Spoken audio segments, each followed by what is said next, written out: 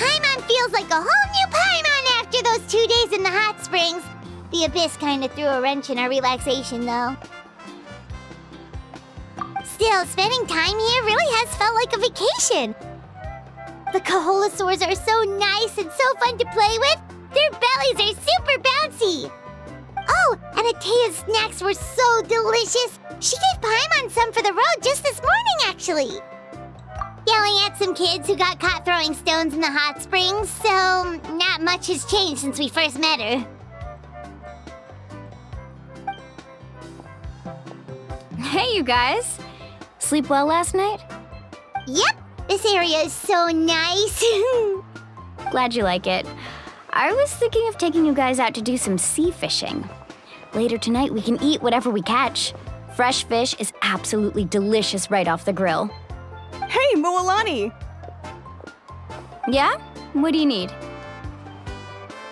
The team sent out to fight in the Night Warden Wars has returned. And Kachina? Is she back as well? Kachina fell in battle. But don't worry, the team was victorious, so the Rite of Resurrection will be held in the stadium soon.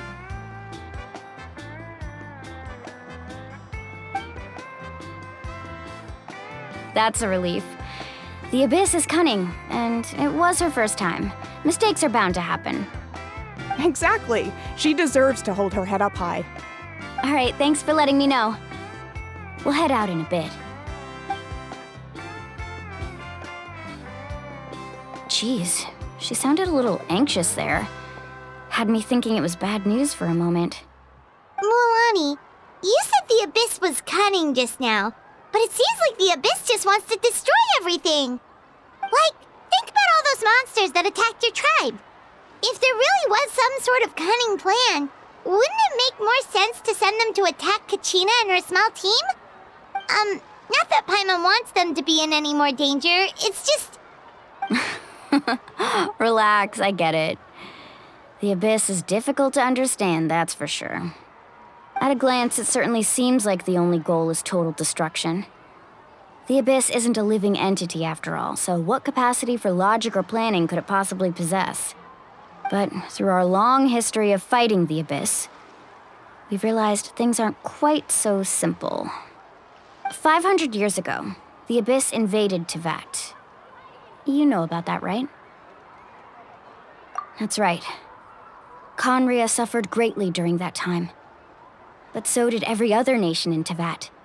And Natlan was the worst affected of all.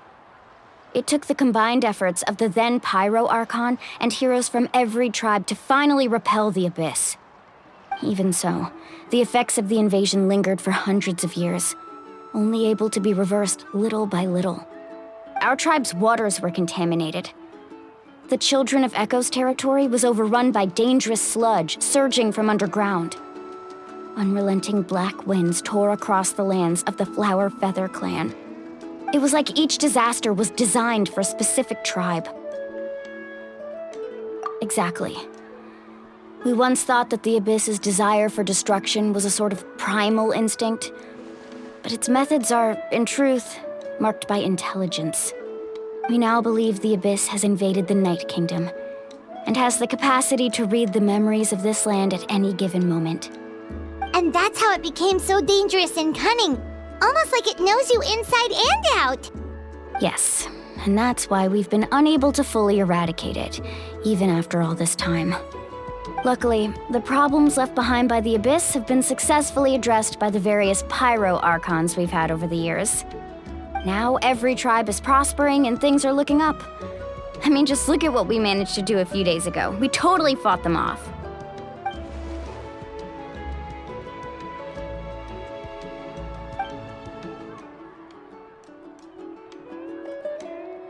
You must have had to sacrifice a lot to get to this point. Every battle, every sacrifice is in pursuit of a future where we get to stop fighting. Responsibility, duty, unavoidable burden. Everyone in Natlan views the war differently. But I believe we will be rid of the Abyss one day, and the efforts of all who fought against them will become a story for the ages. To think that my name could survive in ballads passed down to future generations, It's kind of romantic. Everyone has something that drives them forward, you know?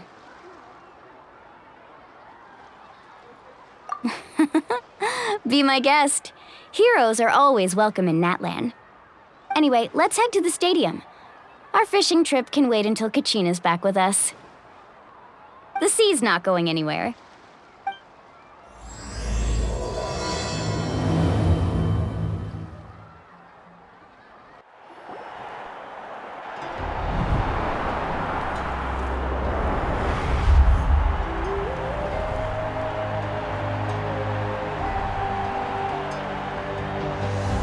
Whoa, this place is packed already!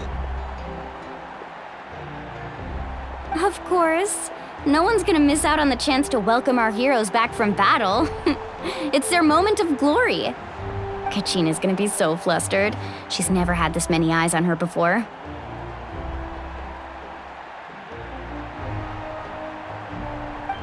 Yeah, she doesn't seem like the kind of person who likes being the center of attention. Looks like I'm just in time. Kanich, you're here! Yeah, a commission ran longer than expected, but I made it. I heard about the incident with your tribe, Mualani. Is everyone all right? Yeah, it's all taken care of. Our new friend here's got some tricks up his sleeve, by the way. He's just as strong as Kachina made him out to be. Hey, look! Is it about to start? That's right. Someone will come out and recite a eulogy, and then we'll sing the Ode of Resurrection together. Come on, let's find a spot with a good view.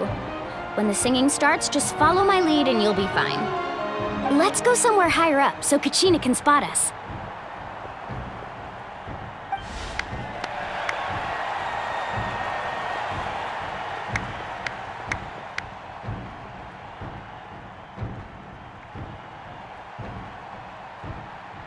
Warriors of Natlan, heed the call of life. We are the inheritors of memory and legend. Those who grew alongside sun and wind. Those who forged our own destiny and future. That is Natlan's fire, the lifeblood of our nation.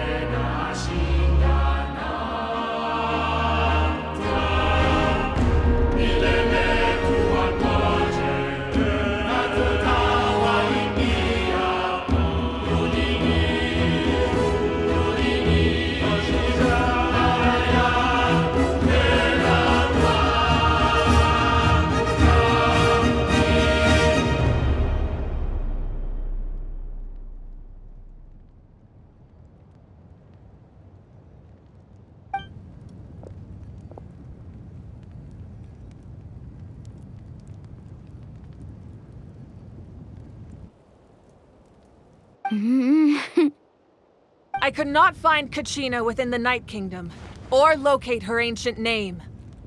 What? What does that even mean? Usually once the ode is complete, the Pyro Archon and resurrected person will emerge from the flames. But something went wrong. What's going on? This has never happened before. Well, I think it's pretty obvious. Clearly, the team sent to fight the Abyss didn't win after all. Think about it. The Ode rekindles all victors. We've witnessed it countless times. Since the Archon couldn't find Kachina in the Night Kingdom, that must mean there's more to this victory than meets the eye. Hey! You just haven't gotten over the fact that Kachina beat you in the pilgrimage! Pathetic. The both of you. Your wild guesses are misplaced. We completed our mission. Maybe you did, but who's to say whether that little girl even contributed at all? Maybe she got scared and ran off. Why would the YUB recognize someone like her, even if she was on the winning team? How dare you insult a hero of Natlan like that? Kachina sacrificed herself to repel the Abyss.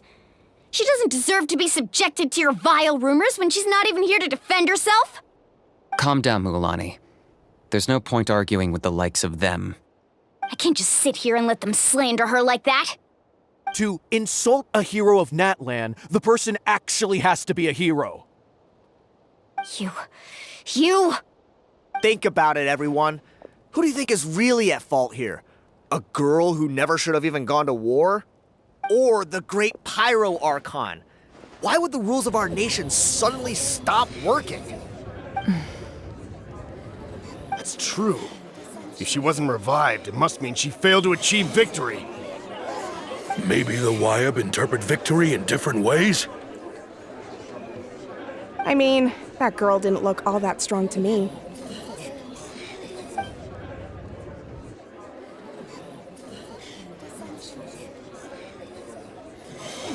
Kachina wouldn't have run! That's not like her at all! No, she's been waiting for this moment for too long.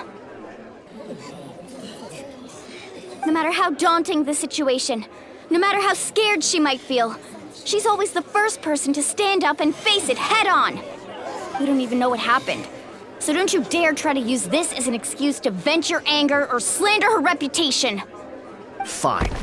We'll find out what happens soon enough. Then, we'll see who truly deserves glory. That's enough. There is no doubt about today's victory, or Kachina's part in it. She is a hero worthy of our admiration and celebration. However, the failure of today's ceremony is undeniable. Kachina has not been rekindled, and I offer you all my deepest apologies as I continue to investigate this matter. To prevent further casualties, I have decided to suspend the pilgrimage until this matter is resolved. What? No one is all-knowing. No one is infallible, not even myself. But doubt is a means by which we seek the truth, not a weapon we wield against others. I didn't mean it that way, Archon. If there are things you wish to clarify, then ask me directly. Doubt my answer if you wish, but now's your chance. You have concerns? State them. No, of course not. Even though I have said nothing to change your mind, then it would seem the truth never mattered to you at all. That guy doesn't even have the courage to answer the Pyro Archon's question. So much for all that glory talk earlier. I have a question, Archon. My friend Kachina. Do you have any idea where she is? It's extremely important to me. I know you said you were investigating the situation, but I'm sorry, that's not enough. I've already shared everything I know. If you want to learn the truth and rescue your friend sooner, you should join the investigation. So, what do you say? Of course I'll join. In that case, come see me in the speaker's chamber. We should join them. Oh, and if it's not too much trouble, could you drop by as well, Traveler? I'd like to have a chat. Rest assured, everyone, I'll keep the tribal chiefs informed on the progress of the investigation. Once again, I apologize for the outcome of this ceremony. If there are no further questions, let's part for now. Did she just ask us to come along? I believe she did. Let's go. I'd like to know what's going on myself.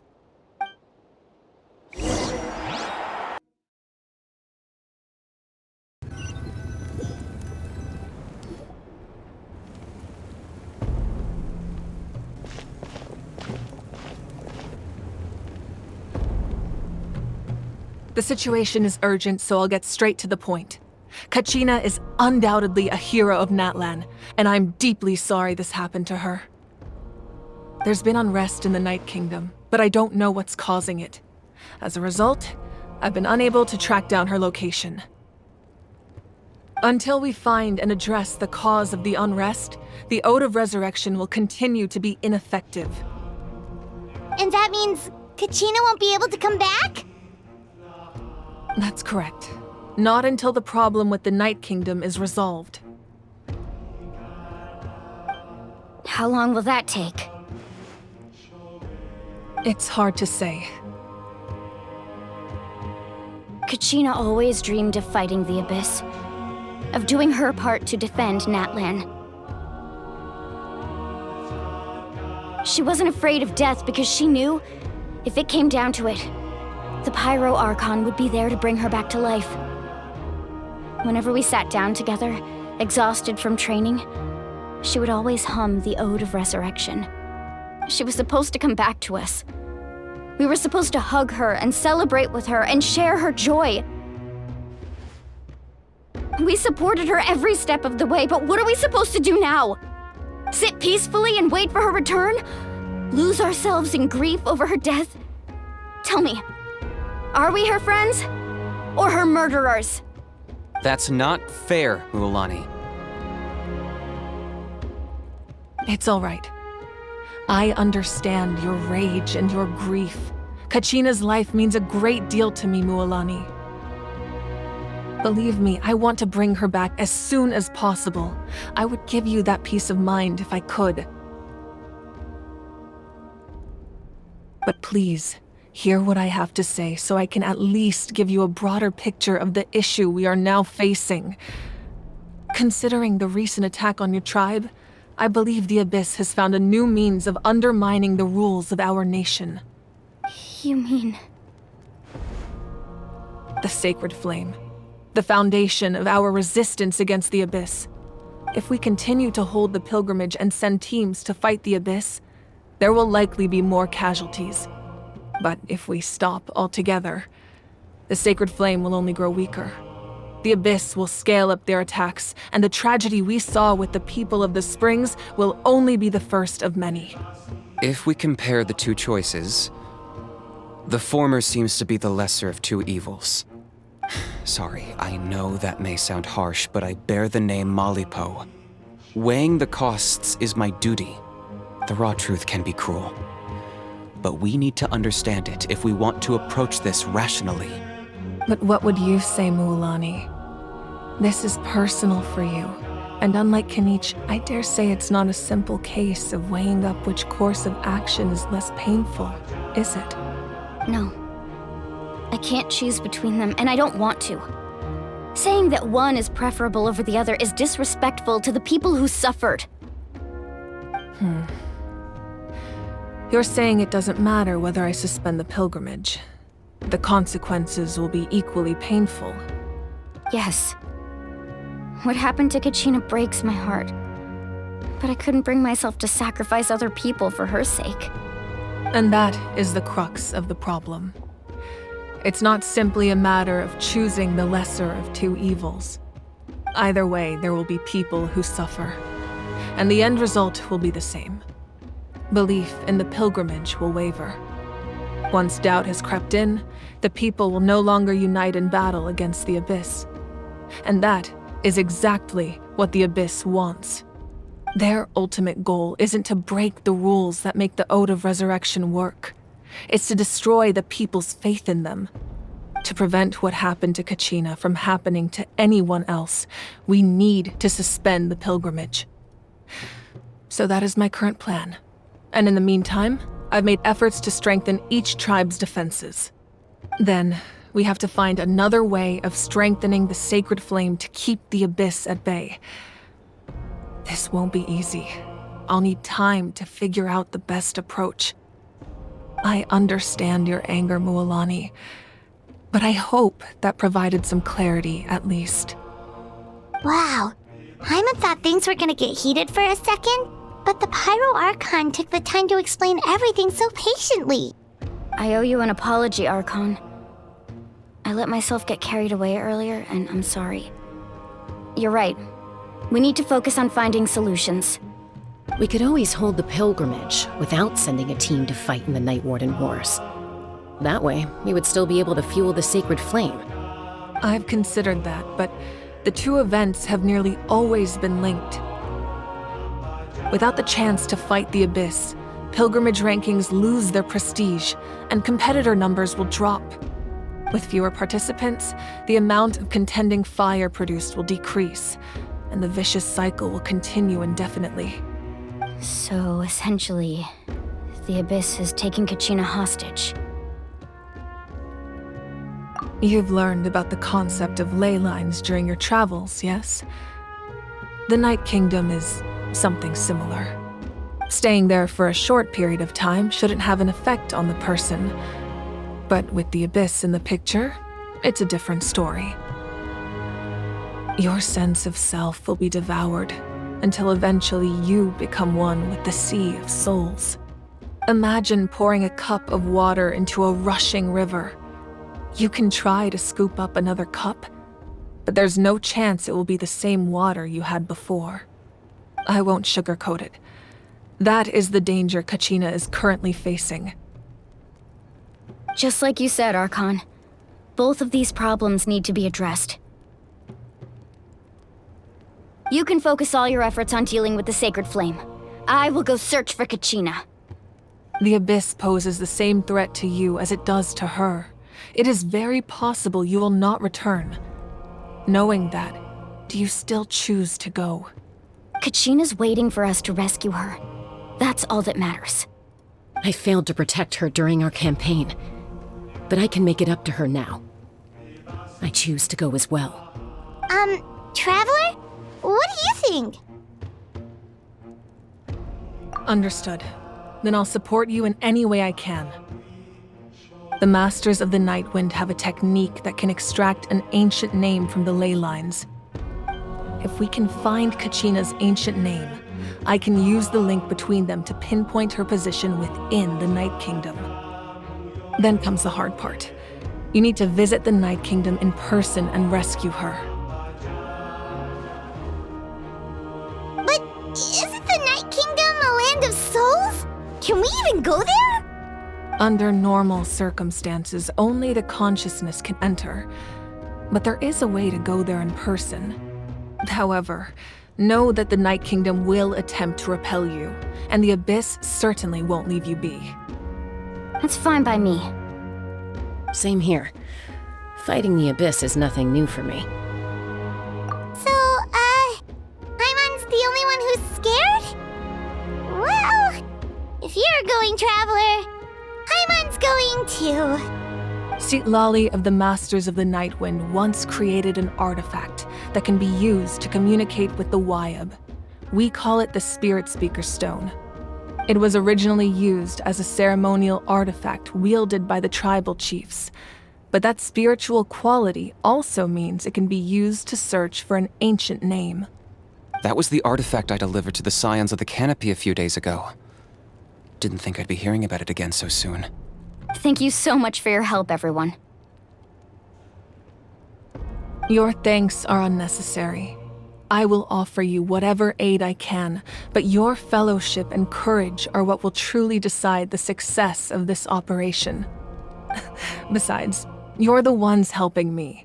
I can only focus on one thing at a time, after all.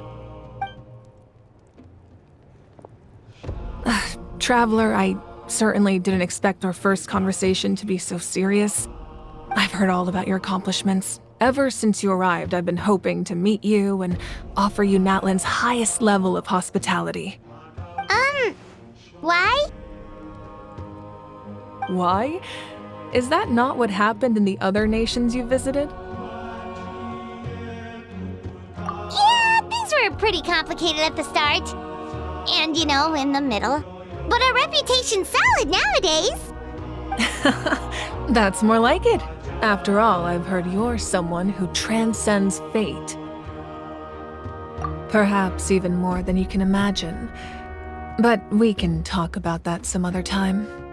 Ideally, this would be the perfect night for a drink and some musical ambiance. But there are important things to be done. Oh, I almost forgot. Atea was wounded in the fight against the Abyss. She wanted us to give this to you. It embodies fond memories and my strength of will. That's what she asked us to tell you. She said you'd know what that means. I didn't think this day would come so soon. The flames of her life force.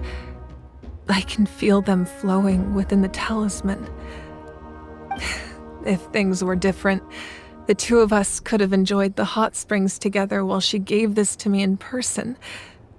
We're supposed to be hot spring buddies after all. But don't worry. This talisman means a great deal to me.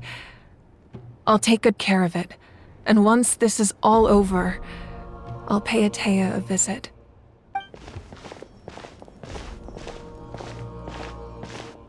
You said you didn't want to jeopardize the production of Contending Fire.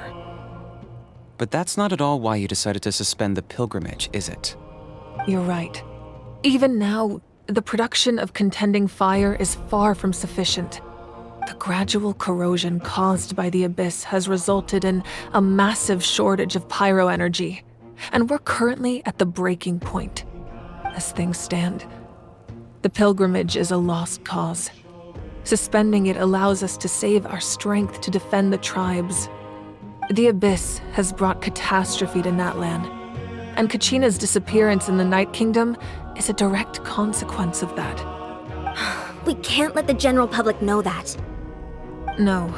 If the public learned that Natlan's destruction was close at hand, there would be immense panic. But if I said nothing at all, they would have continued to question the integrity of Natlan's heroes. Another simple choice. The latter was clearly the better solution. But you chose otherwise. I have never subscribed to the belief that the right choice is the one with the fewest sacrifices. Let's go. There's still a way for the sacred flame to last a little longer. You mean? Yes. Come with me.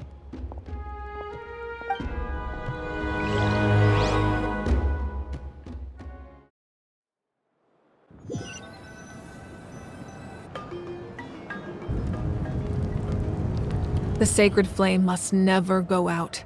Not only does it strike fear in the Abyss, but it's also the pillar of Natlan's stability. So until our heroes are ready, I will sacrifice my power to keep it burning. But that can only last so long. I think we should focus on the remaining ancient name-bearers. Don't let desperation cloud your judgment. Those chosen by the Wayab have already embarked on their destined path. It is for them to decide how that journey ends, not us. All we can do is support them. Even so, for you to make this sacrifice, it's not right. If not me, then who? No other is capable of sustaining the sacred flame. I possess great strength, but I'm not above my people. This is part of my duty.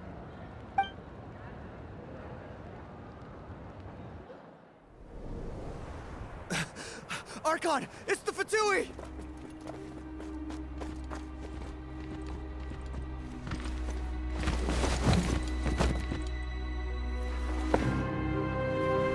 The Archon of Natlan. A force to be reckoned with. The secret of the ley lines is no secret to me. Long have they been destined for ruin. And since the oath made 5 centuries ago remains unfulfilled, what use is the Gnosis in your hands? I don't know what you mean. But it sounds like this is about more than the Tsaritsa. In times of crisis, someone must pick up the mantle of salvation. Your plan has reached an impasse, and now it falls to me to create new rules for Natlan. But before the dawn of a new age, the old must be destroyed.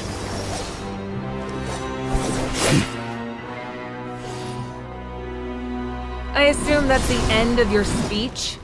Good. People like us. Let our blades do the talking!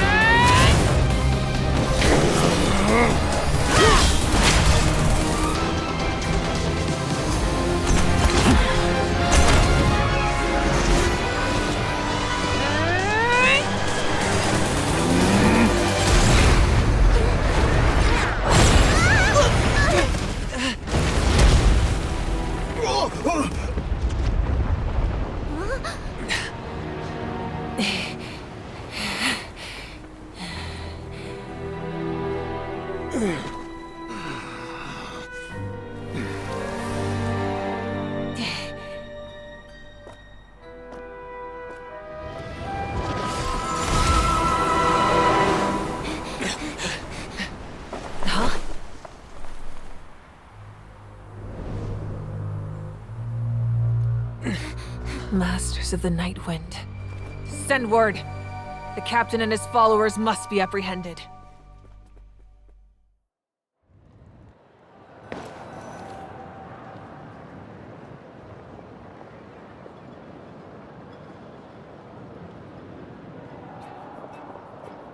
Are you alright, Archon? He was a formidable opponent. Exactly what I would expect from the first of the Fatui Harbingers. I never imagined someone could match you in combat. If the Tsaritsa sent him here, why would he bring up what happened 5 centuries ago? Yeah. And how much does he know about Natlan? The Harbingers are all driven by their own personal goals. The only purpose that unites them is collecting the Gnosis. But I'm sure the captain has his own reasons for being here as well. Whatever his motive, we should shift our focus to the Fatui. If they attack again, and we're not prepared, we're done for. No, we're running out of time. The wound I inflicted should hold him back and weaken him for the time being. Besides, I'm sure you noticed, the power that came to his rescue just now came from the Masters of the Night Wind. In other words, there are traitors among us. Not necessarily. This could prove to be a very valuable turn of events. When we exchanged final blows, I sensed an unusual presence within him. I'll need to investigate further. Kanich, go to the Masters of the Night Wind and look into who could have aided the captain. Speak to Sitlali. She should know. Of course, I'll head out right now. Do you still intend to... Yes, but fear not.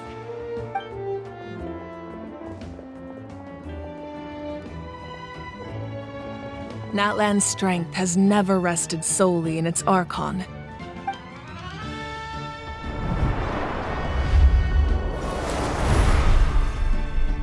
Together we foresaw the only path that leads to our nation's future.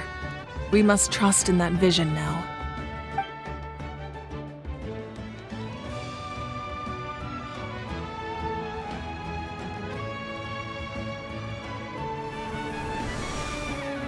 Is everything okay, Archon?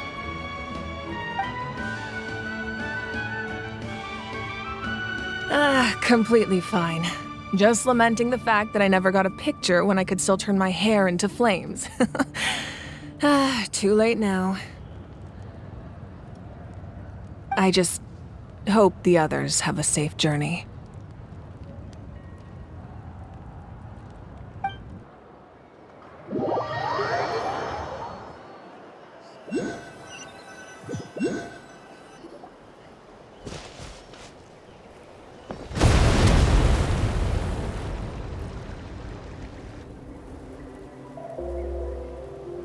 What's happening at the stadium? Did something explode? It feels like the Archon unleashed her power. She must be fighting a formidable opponent. Should we go back and check what's going on? Have faith in the Archon. She wouldn't lose in a one-on-one confrontation. Once we find Kachina's ancient name, we'll head right back. Okay, let's just keep climbing. Paimon really hopes nothing goes wrong.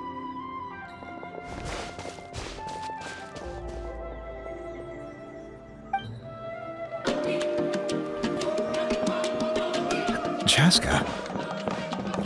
Nice to see you again, Wyna. I'm afraid we don't have time for pleasantries, so I'll get right to it. We're here for the Spirit Speaker Stone. Whoa, hold on a second. At least tell me why you need it first. My friend Kachina is trapped within the Night Kingdom. We need the stone to find her ancient name and rescue her. Rescue her? From the Night Kingdom? That's right. I'm sorry, but someone needs to tell you what you don't want to hear. Going there, a mature warrior would never make such a foolish decision.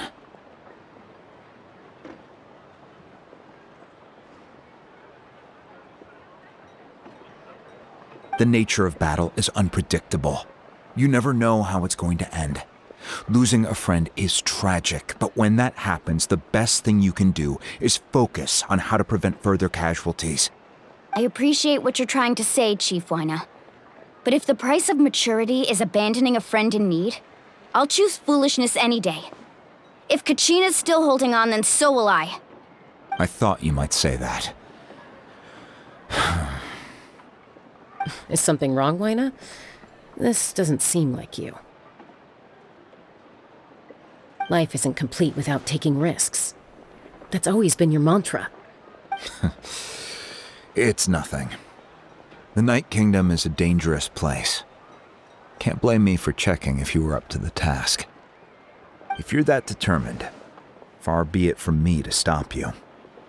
Here's the stone. Keep it safe, okay? It's not like we have a spare. Thank you. Seems like you two go way back. But aren't you from the Flower Feather Clan, Chaska?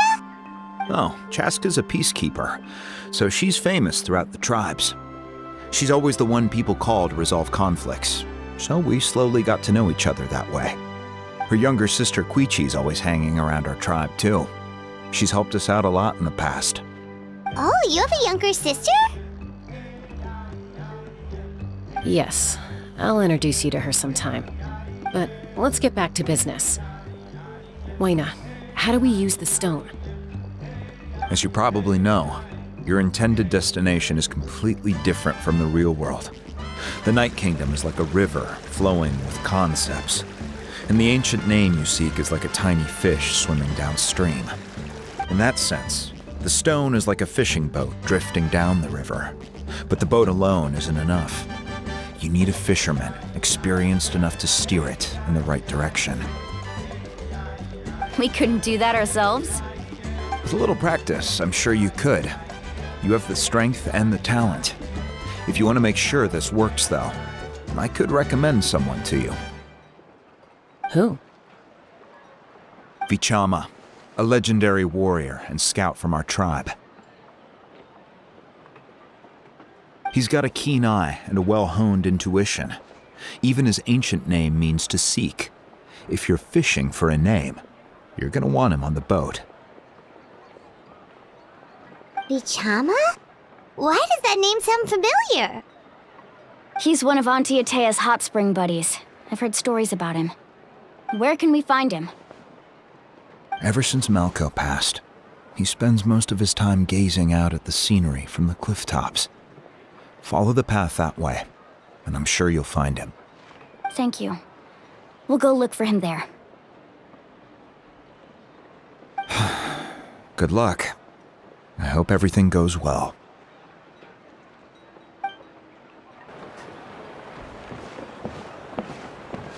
Someone admiring the scenery from the cliff tops.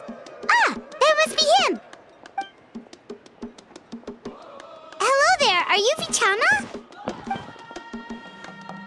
That's me. Did you need something?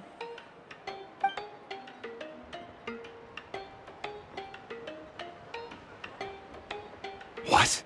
You're saying you can bring someone back from the Night Kingdom? How is that even possible? No, if you really think about it, anything's possible in that kind of place. But that would mean... Are you okay? You don't look so good. Everything's fine. I'll help you, but I do have a small request. After I help you find Kachina's ancient name, I want to use the stone to look for my friends as well. Your friend? Oh, why not mention someone named Malco? Is that who you're talking about?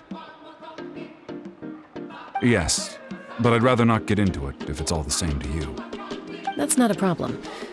We agree to your request. Yeah. Since you're helping us find Kachina's ancient name, it's only right that we return the favor. Then we're agreed. Can I have a look at the stone?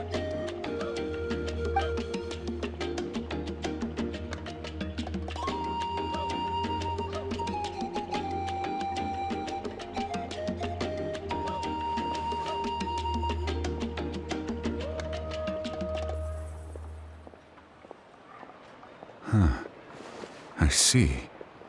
From what I can tell, it functions almost like an abyssal pylon. Both connect the Night Kingdom to the living world. Once the connection is established, the abyss will come surging through the opening like a predator honing in on the scent of blood. So we have to be sure not to use it in a tribal settlement. Wow, you got all that just from looking at it? I just picked up on the basics, really. I still have no idea why it works. You said someone named Lali invented this. They must be a genius. I'll go find an open area and start setting things up. In the meantime, I need you to get 2 things for me. We'll go right away. What do you need? First, I'll need some hook ropes. Pretty much every store around here carries them, so no need to go anywhere special. Oh, and I need to build a net out of them, so make sure you get a good amount. Wait, are you saying you're going to use a real net to catch Kachina's ancient name? How does that work when one's tangible and one's not? By creating something tangible in our world, like a net, we can create a connection to a corresponding concept in the Night Kingdom. Basically, I'm going to use the concept of a net to catch something equally intangible, an ancient name. Oh, I see. What about the second thing you needed? Right. I need 2 chunks of obsidian. Once we bring the ancient names into our world, we'll need a place to store them. Normally, you can only get obsidian from the Children of Echoes, but I heard there's a traveling merchant from that tribe around here somewhere, so maybe you can try your luck there. Gotcha! All right, let's split up. See that clearing? Let's meet over there when you're done. Oh, and you can send someone with me if you want. In case you're worried I might take the stone for myself. What do you think, Chaska? There's no need. Lena spoke highly of you. That means you're trustworthy. I appreciate it, even though that doesn't mean much to me anymore. Anyway, it'll take some time to set everything up, so no need to rush. I'll see you in a bit.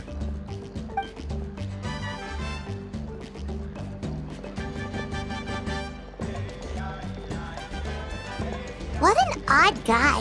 He seems so defeated, but also really invested in the stone at the same time. I don't have any more insight than you, Paimon. Let's just focus on the preparations for now. Hang on, Kachina. We're coming for you. Hello. Do you have any hook ropes for sale? Hook ropes? As in rock climbing equipment? Yes. How much for your whole stock? Oh, the whole thing? Let me see. That would be 30,000 mora in total. Deal? Deal.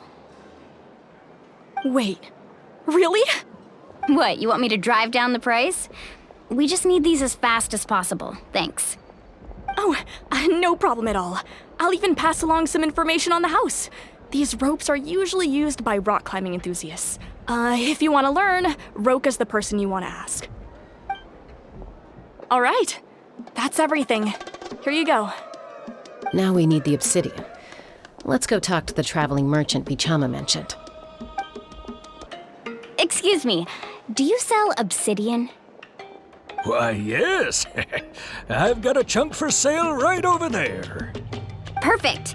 Is that the only one, though? We actually need two. That might be tough.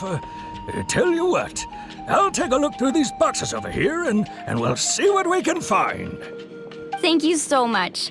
We'll wait here.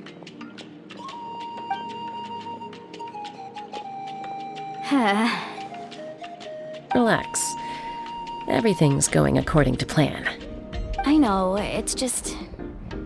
I could tell Vichama feels the same way about his friend that I do about Kachina. I hope this chunk of obsidian isn't the only one. Kachina always carries all sorts of shiny stones with her. If I was the one trapped in the Night Kingdom, she'd have a whole pile of obsidian ready in a heartbeat. Well, would you look at that? I did bring an extra. Here you go, young lady. How does it look? Perfect! Thank you. How much do I owe you? If you hadn't shown up, these stones would have just sat here collecting dust. I'll take 3,000 mora for both. Here you go. By the way, I heard you mention Vichama just now. You running an errand for him, then? How's he doing? Malco's been gone for 5 years now. It's about time he started to move forward. Do you know what happened between them? I heard about it in passing while I was out drinking one night, but I don't know all the details. Bichama and Malco grew up together, and even made a name for themselves together. Malco was an amazing fighter, capable of knocking out multiple opponents in a single hit, while Vichama excelled at scouting and analyzing the battlefield. The two made an excellent team, and managed to beat back the Abyss several times. 5 years ago, they both emerged triumphant in the pilgrimage, and were placed on the same team to fight the Abyss. But on the eve of battle, the Abyss launched an attack on their tribe, and Bichama suffered an injury to his leg while attempting to rescue someone. Then what happened? The team agreed that he couldn't fight the Abyss in his condition. Vichama didn't argue. He knew going to the front lines with an injured leg would make him a burden in battle. So they raised the issue with the Pyro Archon, and she agreed to let him stay behind. It's just... Malco and the others ended up facing hordes of abyssal monsters in numbers that far exceeded anyone's expectations. The team made an error in judgment, and they fell to the onslaught. Vichama went into a deep depression after that. He blames himself for everything. Oh, you're not wrong. But it's possible he chooses to blame himself. Not because he did something wrong, but because he wasn't able to do anything at all. I've tried convincing him to move forward, to stop dwelling on the past. But the shadow of Malco's death hangs over him still. The Abyss has caused so much suffering, and some wounds never heal. I wish there was something he could do to make himself feel better. But... anyway, that's the gist of it. Maybe you could help him talk things through sometime. I would really appreciate it. Did you get everything? Yep, it's all here. When do we start? I've made all the necessary adjustments, so we're good to go. As agreed, I'll help you find Kachina's ancient name, and then you return the favor. Go ahead.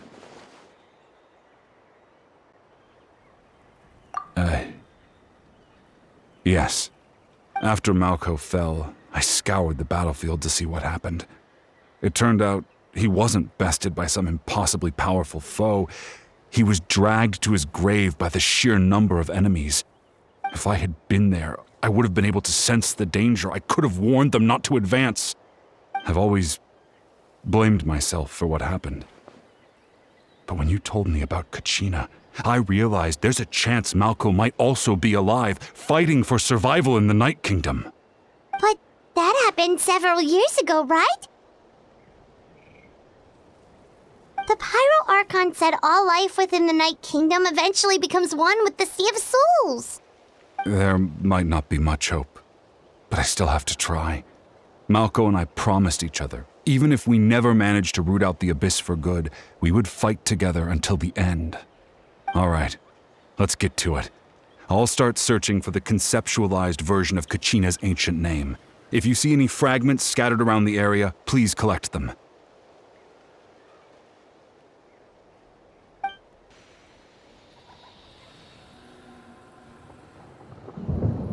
Make sure you prepare yourselves for battle. As I said, the stone will link the mortal realm to the Night Kingdom. The Abyss will likely emerge in response.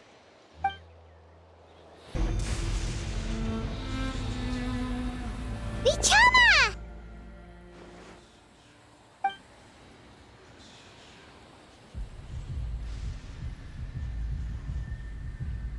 Quick, take it!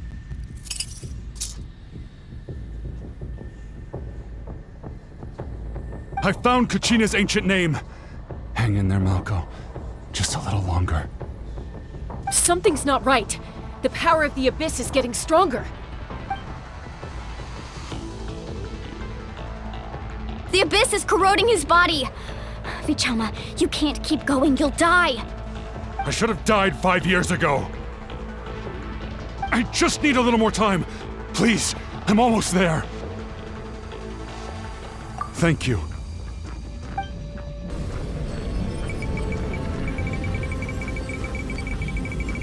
Whoa, watch out! The power of the Abyss is strong.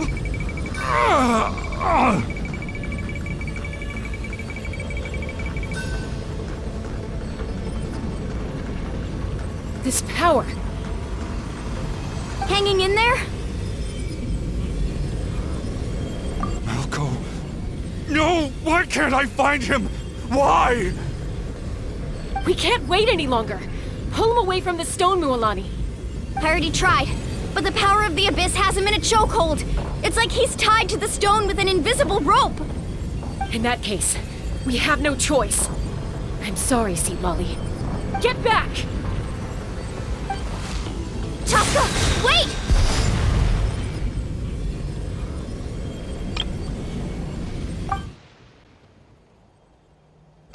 Ouch! What happened just now? It looked like the Spirit Speaker's stone was... The stone's power was spiraling out of control. The only way to stop it was to destroy it. You were all caught in the shockwave of the explosion. You might feel dizzy for a while, but that's normal.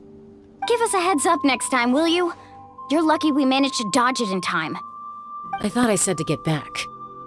Yeah, barely a second before you made it go poof. Not everyone has your reflexes, Chaska. We were this close to getting dragged into the explosion. Okay, I'll be more careful next time. At least Kachina's ancient name is still in one piece. Wait, where's Vichama? Vichama! Vichama! I couldn't find Malko's ancient name. It must be completely gone by now. Once your ancient name disappears, there's no coming back. From the very beginning, I knew there was a slim chance, but still. And now, It's too late to save him. From the minute he left that day, it was already too late. Vichama. I'm sure he's heard enough condolences over the years. Let's just give him some space. Huh? What's that in your hands, Vichama? It looks like something's glowing! Huh? This is...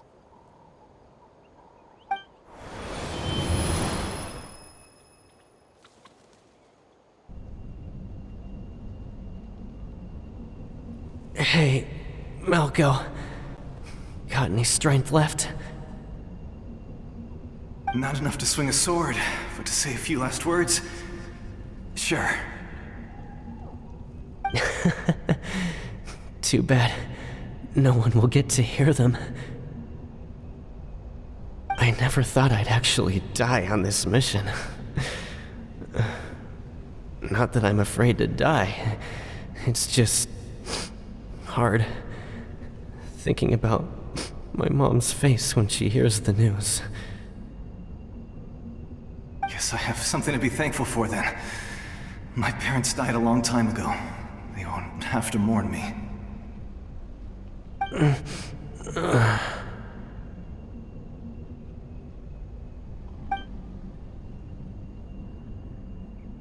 Pisak! Always had to beat me at everything, didn't you? Right to the end, you were never one for goodbyes. Maybe you're right. Maybe no one will get to hear our last words. But just in case... Vichama, I'm so glad you didn't come with us. Don't be sad. Just keep on living. For the both of us.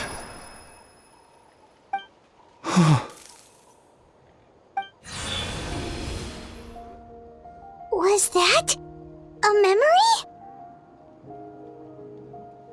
Seems like we were able to salvage something after all.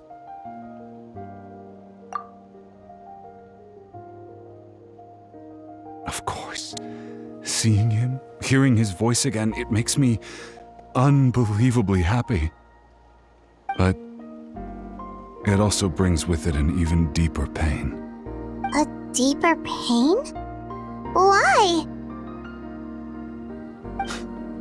Malco was always the type to put on a brave face. But in that memory just now, his hands were shaking, and his smile was forced. For all these years, I regretted not being able to fight alongside him to the end. And now I know, at the end of his life, he was thinking the same thing. Vichama. I'm fine. Actually, I heard Chief Wyna wasn't really on board with your plan to go to the Night Kingdom. When you asked for my help, I hesitated too. I knew helping you find your friend's ancient name meant leading you one step closer to danger. But I also understood why you had to try. Everyone has regrets in life, but not everyone gets the chance to make up for them. Once allowed to fester, guilt strips us of our most valuable qualities as warriors. In that sense, we might as well choose the braver path from the very beginning. If I could do it all over again, I would have followed Malco to the front lines no matter what. Even with an injured leg, there were still things I could have done. That way, even if the outcome stayed the same, I still would have fought alongside him to the end. There are critical junctures in life, and if you don't seize the chance to act, there's no going back. That's something I had to learn in hindsight, but you're still at the crossroads of your journey, so I hope you can walk away without regrets. Thank you, Vichama. I feel even more determined now. Kachina will come back to us. I'll make sure of it. I promised I would find her, and I intend to keep that promise. That's good to hear. Strange. My body, it's... Once abyssal corrosion enters the body, a portion will fuse itself to your internal organs. Even though the Traveler possesses powers of purification, the corrosion can never be fully eradicated. Thanks to him, though, you were only briefly exposed. Slowing your breathing and controlling your emotions should help you keep the symptoms in check.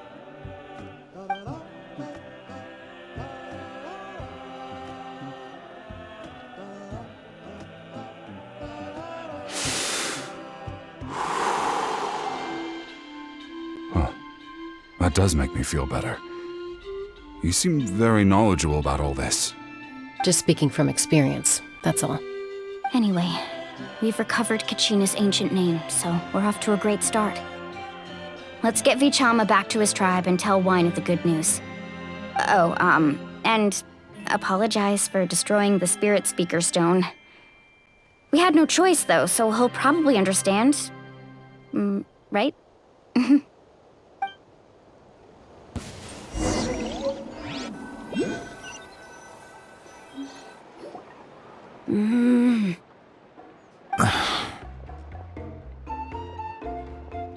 Koichi, are you really gonna just stand there like that? I don't know what you want from me. I think you know exactly what I'm trying to say, Uncle Wina. I can hear it in your voice. Honestly, it's just one thing after another with you two. They're back. Koichi? What are you doing here? Don't play dumb with your own sister. You know exactly why I'm here. My apologies, everyone. I just need to borrow Chaska for a few minutes. You come with me.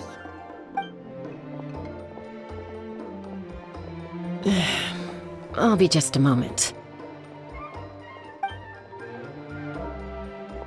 Who was that? Koichi, Chaska's younger sister. Although the two aren't actually related by blood, it's kind of a long story. It's not really my story to tell, but I guess it's not a secret. You see, Chaska was actually raised by cuckoo sores. She was afflicted with a rare disease when she was a child, and abandoned in the wild as a result. The Abyss found her out there, all on her own, and tried to devour her. But in the end, all that did was trigger her will to live. That strength of will pushed her to survive. But it also planted a seed of conflict within her. Eventually, she was adopted by the cuckoo sores. Wherever they went, she followed, getting into fights right and left. For some reason, Paimon can totally imagine that.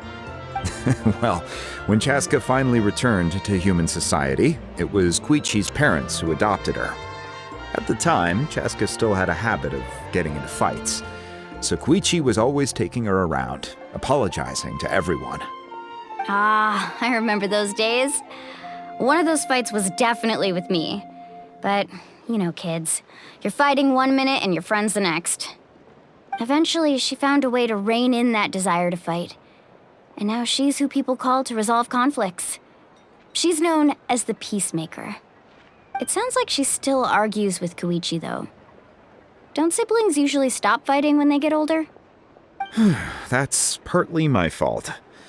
Koichi asked me to stop Chaska from doing anything dangerous, but you probably know by now, once Chaska makes up her mind, there's no changing it. Oh, I get it. No wonder you tried to talk us out of going to the Night Kingdom. Chaska even said that wasn't like you. I'm all for your adventure. You need to take risks when you're young, because by the time you're my age, you couldn't attempt something like that even if you wanted to. Better try now than live with regrets later. That's what I say. Still, I can understand where Koichi's coming from. In the end, nobody wants to sit back and let a loved one put their life on the line.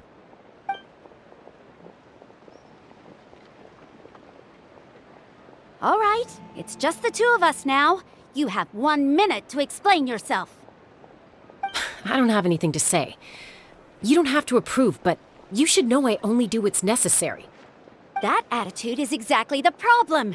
It's like you don't care. You try to sneak off to the Night Kingdom behind my back and then play it down as if it's just a trip abroad. Well, technically I am going abroad, right? Again with the excuses! We agreed, didn't we? There are 4 levels of danger. If it's not something urgent, you can only engage in level 2 danger and below. You can only go up to level 3 if a situation is so dire there's absolutely no alternative. But a trip to the Night Kingdom? If that's not a level 4, I don't know what is. And you were just going to sneak into the place without saying anything. What do you mean, sneak into the place? I always planned on walking in there with my head held high. You bought off Uncle Wina, didn't you? He promised me he'd stop you from doing anything dangerous. Oh, it's like he didn't even try. You feel like he went back on his word. What if I told you my mind was made up, and there was nothing he could have done? Not even by force. Oh, I knew it! So he did try to say something, but you didn't listen. This is important. If you were in my shoes, you'd make the same decision. You don't know that? I'm a doctor, and I handle logistics. If you're going to waltz into a dangerous situation where you could lose control at any moment, it's my duty to say something. All right, whatever. Anything else? What do you mean, anything else? Why don't you reflect on what you've done and promise me you'll stay put? Time out. Is this one of our normal arguments or a serious one? Chaska, does it sound like I'm joking? Then, you need to know something. What happened to Kachina was partially my fault. I can't leave her there to die. That's not who I am. But the person you become when you lose control, that's also not who you are. That's a different issue. You said it yourself. A person is only as good as their morals. If I want to live in Natlan, I need to display qualities that make me worthy of this nation. I've also told you that managing your condition is equally important. Sometimes you have to make sacrifices. All right, let's stop this here. If we keep going, I might actually have to get serious. And I think Wina prefers his roof attached to his house. Is that a threat? That sounds like a threat to me. Koichi! Younger sisters are supposed to listen to their elders. So, you're really going to go, no matter what I say? I'm supposed to be your sister. Then support me. I'll be back. All you have to do is wait. Chaska. So, that's it. Why'd you have to turn out to be so darn annoying?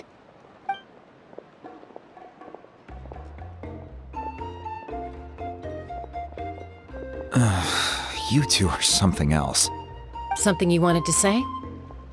I know you aren't related by blood, but you two sure are similar. Really?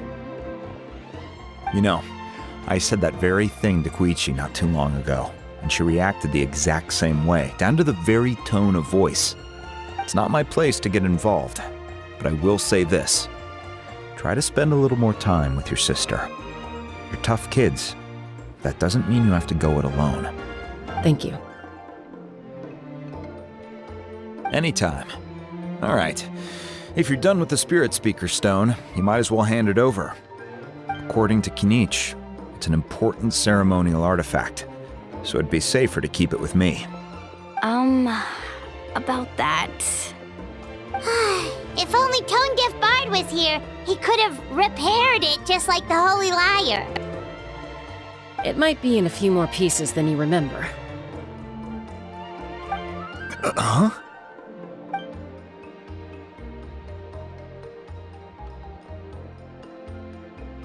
I see. Sounds like it was an urgent situation. If someone's life was on the line, then you had no choice.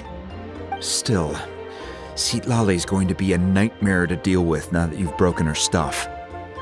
I'll explain everything to her later. Stay safe out there in the Night Kingdom, okay? I'll wait here for your safe return.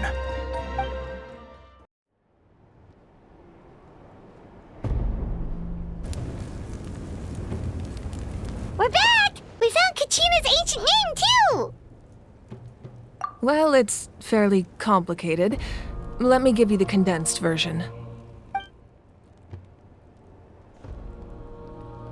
The Fatui can't go anywhere without them causing trouble. But what if the Fatui finds out you've lost your power? Won't they try to take advantage of the situation? That's why it has to be our little secret. No one else can know, or we're asking for trouble. Look, I wish I could offer you some sort of consolation, but I won't lie to you. With multiple factions closing in, there's nothing comforting about the situation we're facing. Still, all you need to do is focus on your goal. You can leave the complicated matters to me. I can also step in on the Pyro Archon's behalf. There's a limit to what I can accomplish, but I'll help you however I can. There's no need to be so modest, Dion-san. Your incredible strength has long been a well-known fact. You're the pride of your tribe. Archon, I'm sorry about before. You have so much on your plate, so much that you have to worry about. But all I could do was focus on my own feelings. You have nothing to be sorry about. We all get overwhelmed by our emotions, myself included. Your reaction to Kachina's disappearance, I understand that feeling very well. Well, now that we have Kachina's ancient name, let's go track her down. Follow me.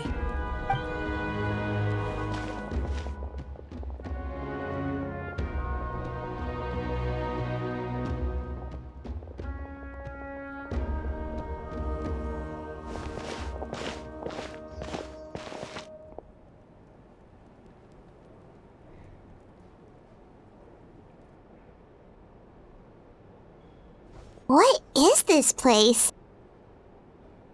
Hey, isn't that Atea's talisman? Good eye. This is where I store all the various mementos I've collected. Whoa. I've never seen this place before. There's so many things in here. It looks like there are items from every tribe. Collecting them must have taken a lot of effort. I suppose you could think of it as a hobby of sorts. In Natlan, everyone grows up listening to the stories of heroes, and physical items do a far better job of preserving those stories than our own memory. Now, I still have some preparations to make for the ceremony, so feel free to take a look around in the meantime. If you're curious about an item, I'm more than willing to tell you about its origins. All right, we'll have a look.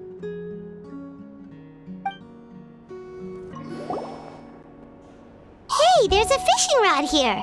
It must have belonged to the people of the springs. That's right. It belongs to a legendary fisherman named Matavaru. I have his entire set of fishing equipment, actually. He and I met in a tavern. He told me about a particular kind of giant fish and his meticulous plan to catch it. In his eyes, I saw a hunger and a strong fighting spirit. To him, the sea was the battlefield upon which he staked his honor. So, did he do it? The next time I saw him, he was covered in scars. It turned out the fish he sought had been corroded by the abyss. He managed to kill the fish, but sustained a serious injury in the process, which meant he could never go deep-sea fishing again. Can a fisherman claim victory if he fails to bring back his catch? That's what he asked me in the end. Well, Paimon thinks he won. That was my answer as well. The experience was far more valuable than the prize itself. In the end, he didn't want his tools to go to waste, so he gave them to me. Wait, that means you also know how to fish. Maybe we can go head-to-head sometime. Whoa, that belt is bigger than Paimon's head! The Collective of Plenty are known for their bodybuilding competitions and contests of strength. This belt is a symbol of great honor within the tribe. The association with strength might also have been the reason the original belt was extremely heavy. It was difficult for even two people to lift. And even if a warrior had the strength to put it on, wearing it for any length of time would still leave them gasping for breath. Sounds like it. So the owner of the original belt, Kitera, commissioned a craftsman to make a copy identical in appearance but far lighter in weight. That is the belt you see before you. He would often wear this version when training in order to protect his waist. Or he made a lighter version so he could wear it all the time and show it off.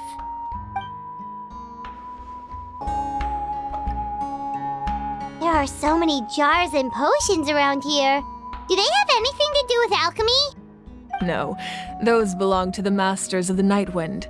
They're ceremonial tools used to amplify the ability to communicate with the Night Kingdom and the Wyab. Yamaya is an expert in this field, and she taught me a lot. Even though she appears stoic and serious, she actually has a keen sense of humor. The tools you see here are quite traditional. Her students found them outdated, so she passed them on to me. The contents of the jars aren't all that special. Oh, except the big jar in the middle. That's what she really wanted to give me. Ooh, must be something really cool. What's inside? Grape juice. Huh? It's quite tasty, although probably expired by now. This is Atea's talisman. I'm sure you're familiar with this one already. Atea was rarely ever without it. The talisman brought her a lot of luck in battle. The powder still needs some time to settle, so let's wait a little longer. Well, what do you think of my collection? Do you feel like you have a better understanding of Natlan's culture now? Yeah! If each item represents a different story, seems like Natlan's really been through a lot. Does every item hold a special memory, just like Atea's talisman? That's right. The items in my collection actually serve a similar purpose to the ancient names passed down among the tribes. They demonstrate the true shape of time. The shape of time? Most people perceive time as a linear concept, almost like a straight line that can only move forward. We cannot change the past or predict the future. But there's also a different theory, one that I believe to be closer to the truth. Namely, that the past, present, and future all exist at once. At once? Paimon's not sure she understands. Let's say your journey ended right now. Thinking back on your experience in each nation, which one would you say was the most important?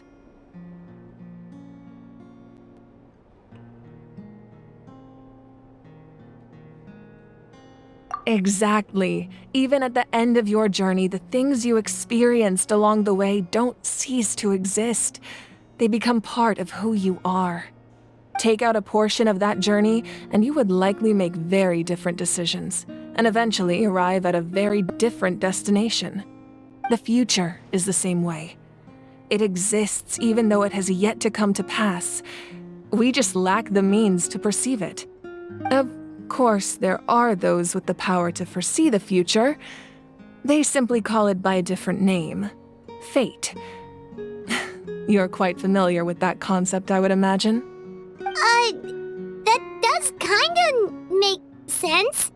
The future hasn't happened, but already exists.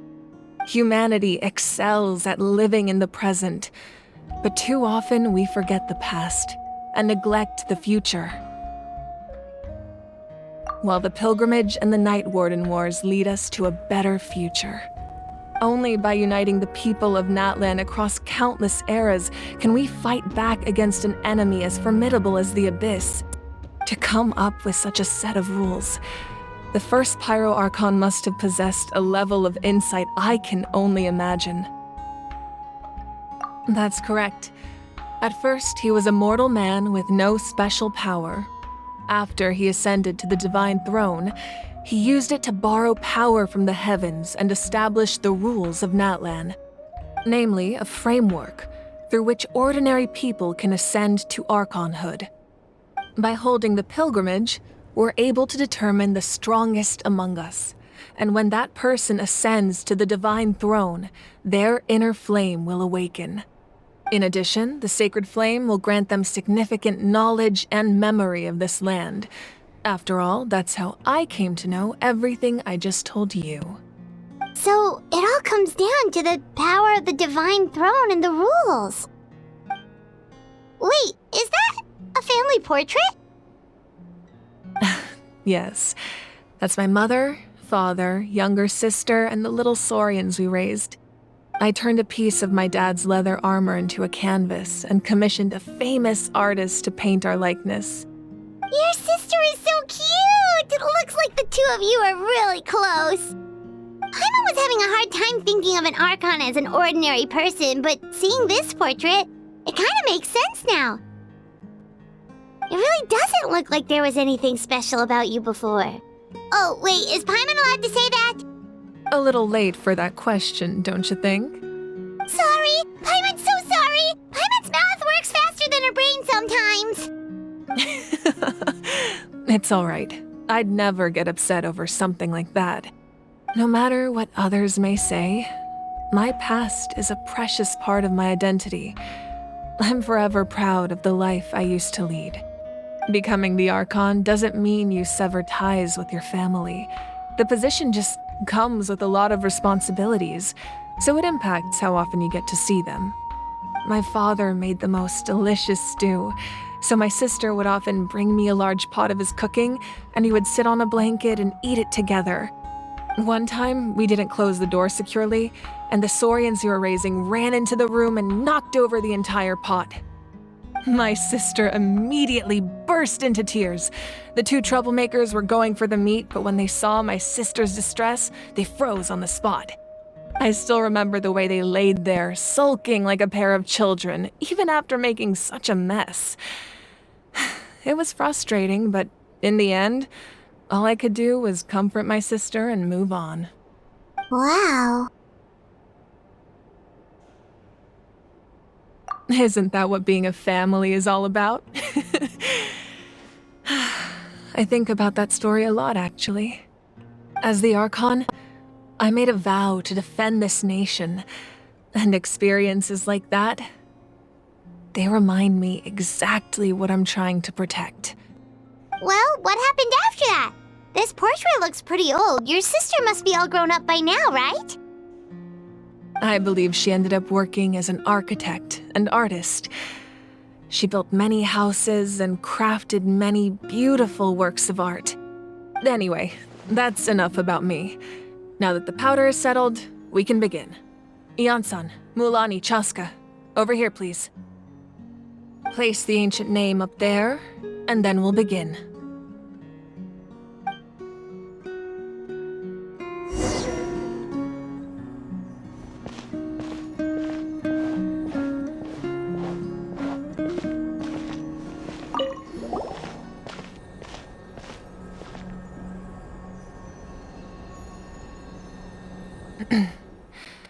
Surely as the echoes of life resound through heaven and earth, so too shall our stories remain eternal.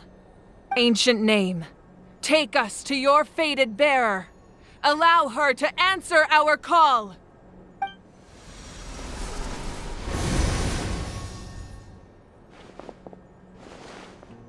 Am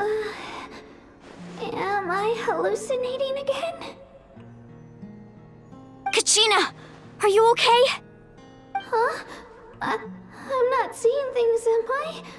Is the Abyss playing tricks on me again? It's okay, Kachina. It's just us. We're trying to find a way to bring you back. Everyone, you have to listen to me.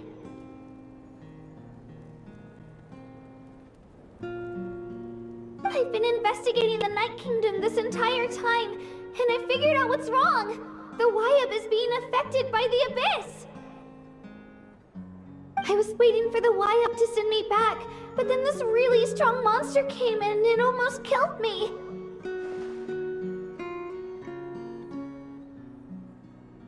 The Wyab saved me, even though its power is weakening, so I've been hiding from the monsters while trying to find a way to help. The Night Kingdom has become a huge mess, though. I keep hearing these awful sounds and seeing really horrible things. Don't listen to those sounds, Kachina. The Abyss is trying to strip you of your sanity. All you need to do is stay safe and wait for us. We'll be there shortly. It's okay. I feel so much better now that I've had the chance to talk to you guys. You don't need to worry about me. I've never been strong or special at all, really. So I don't blame anyone for forgetting about me or leaving me behind. Just knowing you care is more than enough. I'll find a way back. You don't have to put yourselves in danger to come rescue me. You're always like this, Kachina. Now's not the time to act tough. We're coming for you, and that's final. I don't know what lies the Abyss has been feeding you, but I'll tell you something right now. Nobody here sees you as a burden. You're a victor of the Night Warden Wars, a hero of Natlan. All you need to do is wait for us to rescue you, and you'll get all the applause and recognition you deserve.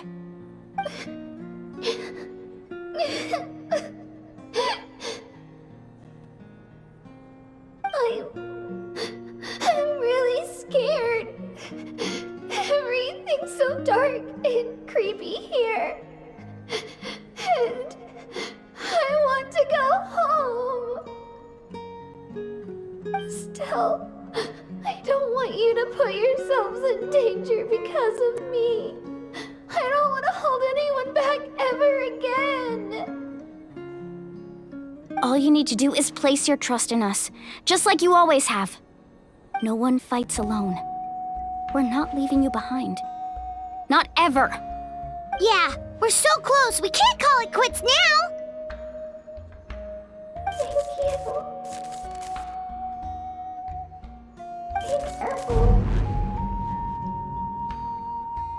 Looks like we've lost contact. Now comes the most dangerous part. You have to traverse the Night Kingdom in your physical form. This entrance to the Night Kingdom was left behind after an abyssal invasion. Even a brief amount of time inside could expose you to corrosion. I know. I'm prepared for that possibility.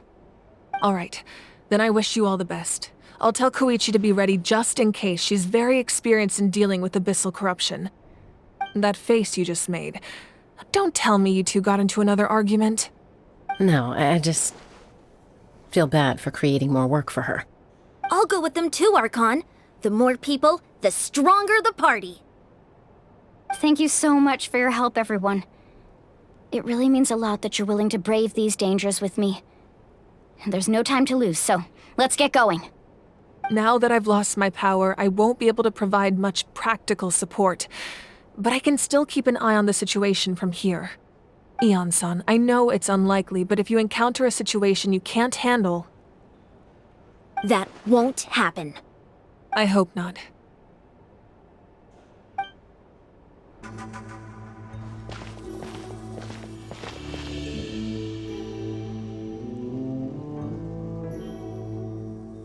So we're underneath Natlan right now? It looks nothing like Paimon was imagining.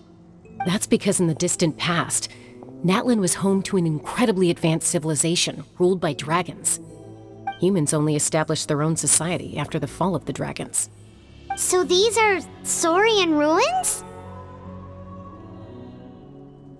Wait, you mean like the elemental sovereigns? They had their own advanced civilization?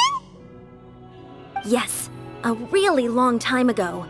Very few records have survived until now, so no one really knows what the devices here are for. These ruins have been abandoned for a long time, but with the recent increase in Abyss activity, the installations around here have somehow been activated again. So what you're saying is, we're not in for an easy trip to the Night Kingdom. No, it's going to be obstacle after obstacle from here on out.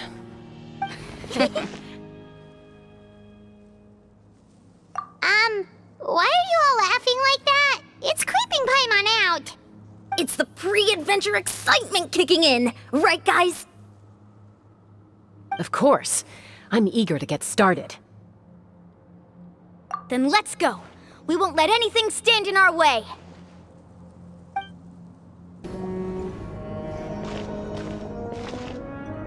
This must be the entrance the Pyro Archon told us about. The one ripped open by the Abyss. Yes. There's something in the depths of this place that feels familiar, yet also foreign. We actually have to go in there?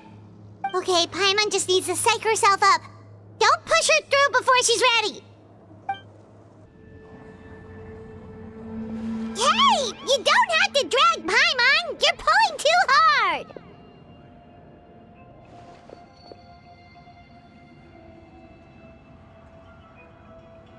Looks like we made it. This is the Night Kingdom.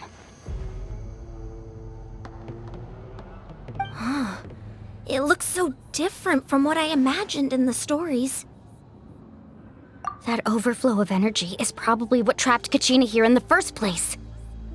From this point forward, everything we know about the real world no longer applies. Anything can happen here. Paimon's more worried about how we're gonna make it out. We obviously can't go back the way we came. Do you see that patch of light on the ground? It's shining down from that fissure in the sky. Oh yeah, right in front of us.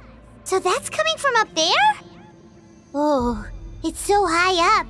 Did we really fall that far down? Just like I said, our real-world knowledge doesn't apply here. We fell all this way, yet came out completely unscathed. If this was the real world, we'd have to climb our way back up to the entrance. But here, all we have to do is stand underneath the light and offer a prayer. That's it?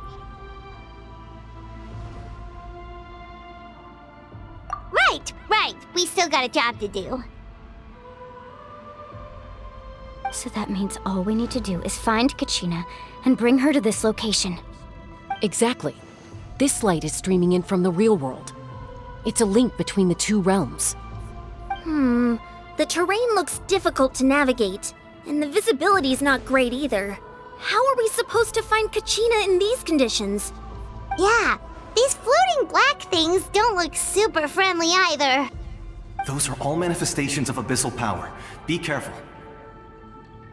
Ghost! A talking ghost! Calm down, I'm here to help.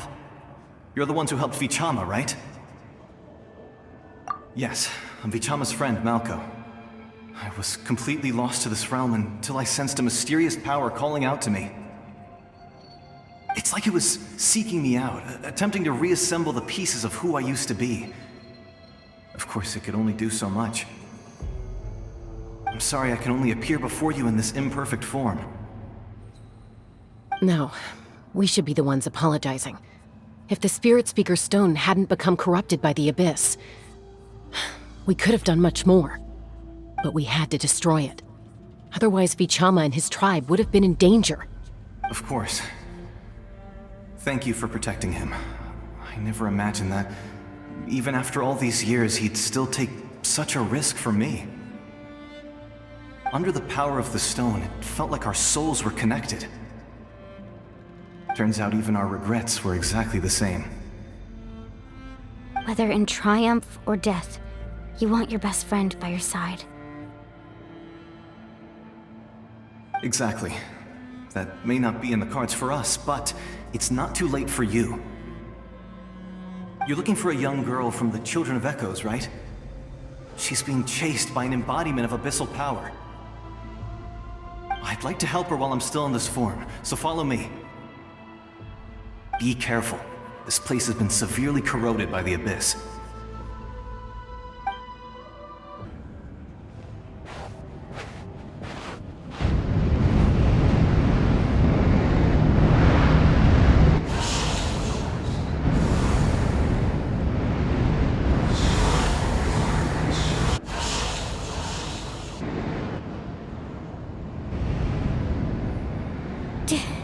Did you hear that?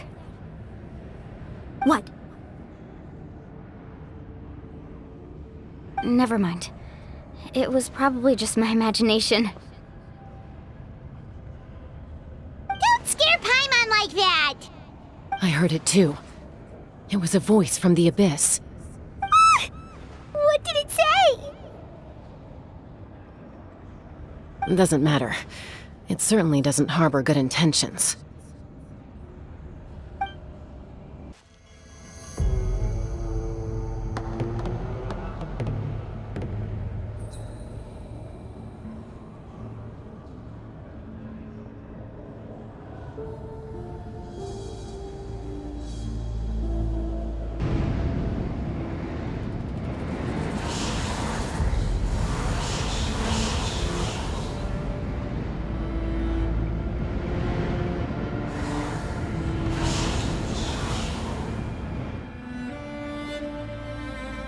We're here, Kachina!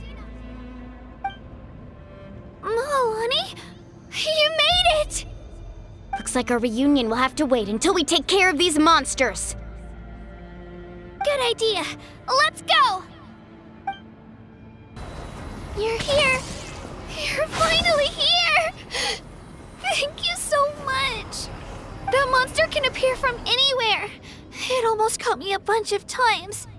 The Wyab's power helped keep me hidden, so I just tried to stay out of sight until you got here. Atta girl. You did so well. And most importantly, you weren't hurt. Should we start heading back then? Actually, I have a request. Will you come visit the Wyab with me? I can't exactly put it into words, but something's wrong with the Ode of Resurrection. And I know it has something to do with the contamination from the Abyss. That was the Pyro Archon's theory as well. Everything we've seen here certainly seems to back it up. In the Night Kingdom, there are 6 main totem poles representing the Wyab of each tribe. You can think of them like the body of each Wyab. Additional totem poles, like the ones around here, serve as proxies to which the Wyab can extend their consciousness. There are countless proxies scattered around the Night Kingdom. Through them, the Wyab can extend their consciousness over the entire realm and track down souls no matter where they roam. But if a proxy were to become severely contaminated, then a soul could become lost within the Night Kingdom. Judging by the current situation, I don't think we're dealing with just one contaminated proxy. Even if we could drive back the abyssal power from one of them, that probably wouldn't even put a dent in the problem. Still, we can't just leave the Wyab to suffer. It's protected me this whole time. I agree. We might even manage to draw out the monster that's been hunting Kachina. Getting rid of the monster might slow down the deterioration of the Night Kingdom.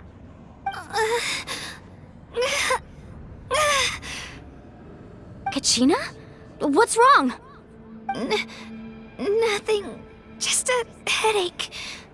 And that voice again, telling me to abandon the Wyab and leave this place. Maybe we really should leave. Kachina's already been here for too long. No, I'm fine. I don't plan on listening to that nonsense. I can hold on. Just up ahead. I'll lead the way.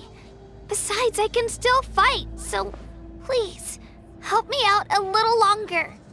Listen to me, Kachina. We'll come with you, but that's because we want to help the Wyab, not because we have something to prove. You don't have anything to prove either. It's okay if you reach your limit. We'll be there for you. All right, the sooner we get this done, the better. We've already come all this way, so we might as well try to get to the bottom of this. Let's go. This way. I'll stay here and try to stall the Abyss monster. All by yourself? That's too dangerous. It's all right.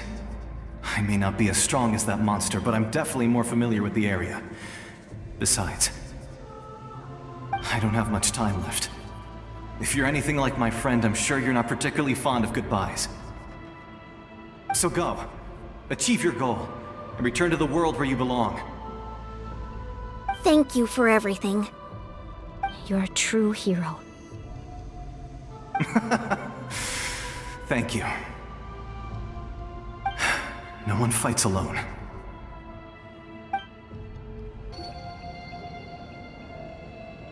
Wyab? Wyab! I'm back! My friends and I are here to heal you. Wayab? Can you hear me? Wayab?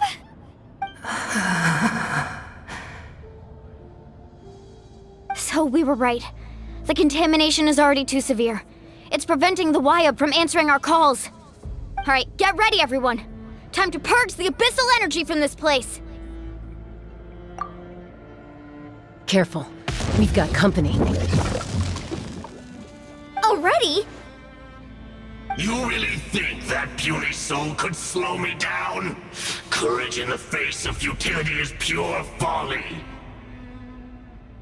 He tried to get in my way, so I disposed of him. You killed Malco? He would have dispersed with or without me.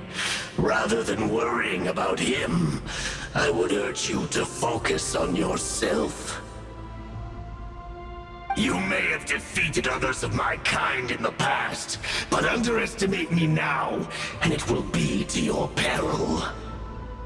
No, the power of the Abyss is intoxicating. The destruction it seeks captivates like a masterful work of art. I strive only for the opportunity to see it up close. I thought this naive little girl was an exception, but it turns out humanity is full of lambs willing to offer themselves up to the slaughter. That is the tragedy of your short lives. You understand nothing of all-encompassing power. Ancient names, pride, friendship, all empty ideas invented to give you a false sense of self-worth. They possess no power at all. The Pyro Archon created those grandiose ideals out of pure selfishness. Anything to avoid sharing power. Anything to avoid handing over the primordial gift to ordinary people like you. Don't believe me? Then ask yourself, why is the Pyro Archon strong beyond measure, while you, Kachina, remain so pathetically weak?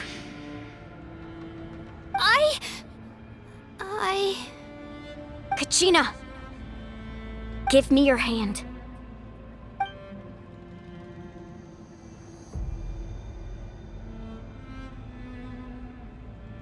Feel that?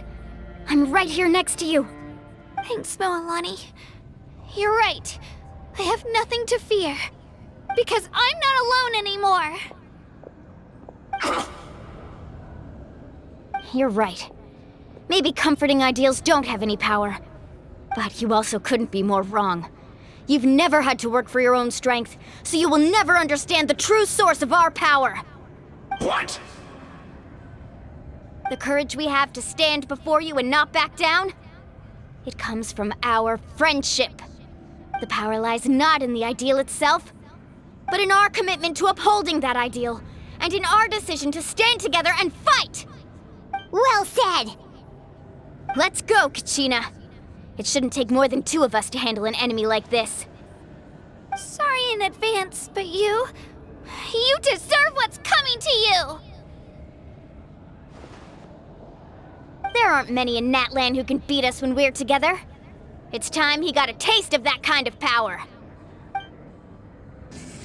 We won! We actually won! That's what he gets for underestimating you two. Fantastic work, Kachina! Absolutely fantastic! This makes me so unbelievably happy. I'm happy too, Moalani. Together we really are unstoppable!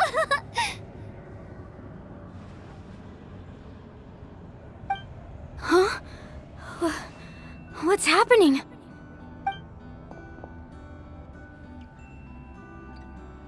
My ancient name is glowing? But I thought I didn't bring it with me! It's probably a projection from the real world, but that doesn't explain why it's glowing all of a sudden. Wait, does that mean you're...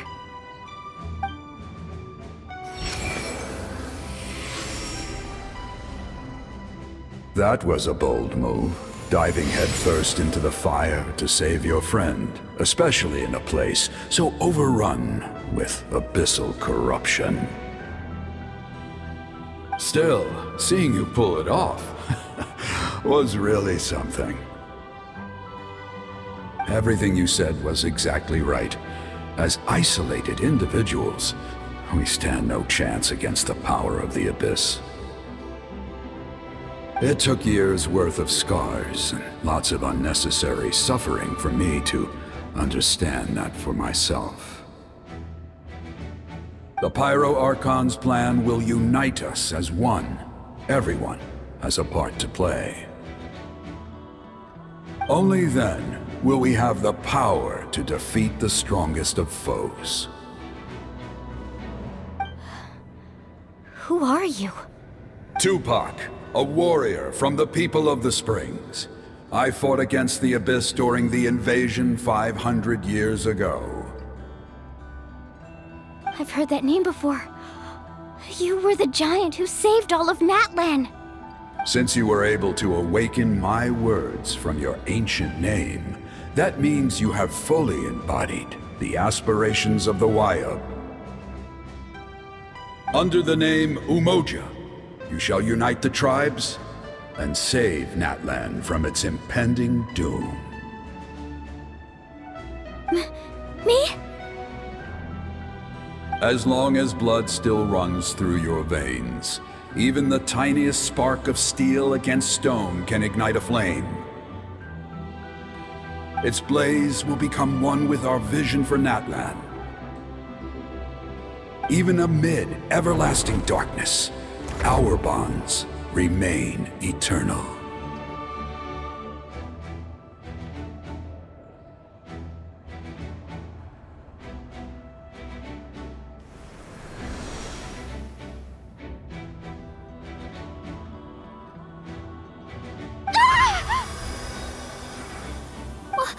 What's wrong, Malani? So many memories. My brain was just flooded with everything he once knew. So that's what happened. What do you mean? Did you just figure something out? 500 years ago, they foresaw the very crisis we're facing now. Efforts to save Natlan started all the way back then. We can go over the details once we get back. We shouldn't linger here longer than we have to. I know bits and pieces, but I had no idea Mualani was also part of the plan. This sounds like something that's going to need a lot of explaining. Let's focus on saving the Wayub first.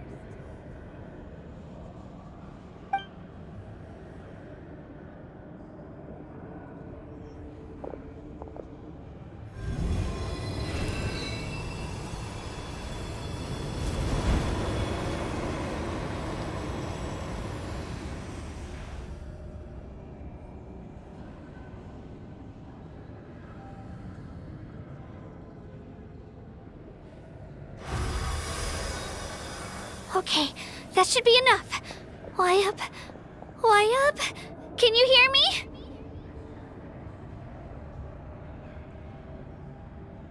I hear your voice, Kachina, my dear child. Great. Well then, I'm afraid it's time to say goodbye. I just wanted to make sure you were okay before we leave, but we can't afford to stay here any longer. I was going to ask why you bestowed an ancient name upon someone like me, but it's okay. I'll keep searching within myself for the answer. I'll never stop trying to improve my strength. One day, I'll live up to the hero you saw in me. You are already an outstanding child in my eyes, Kachina. No matter what happens. Huh?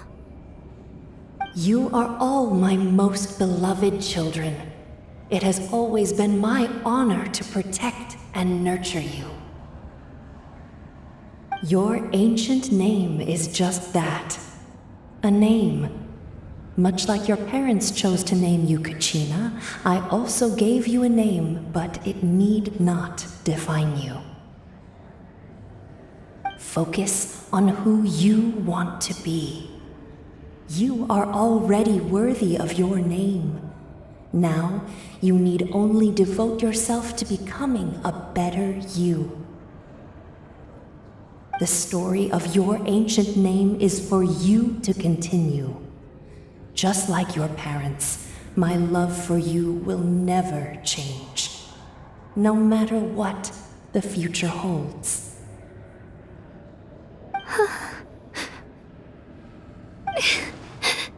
Thank you, Wyatt.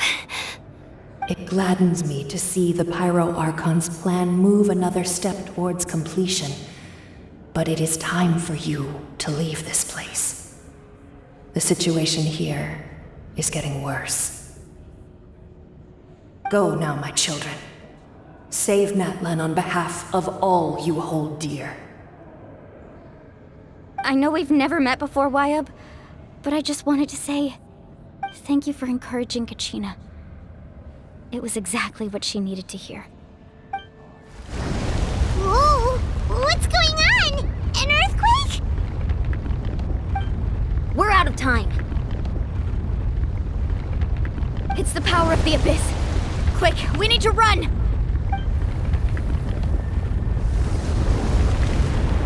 It's a Sealy! The Sealy opened the way for us! Come on, faster! We'll never make it!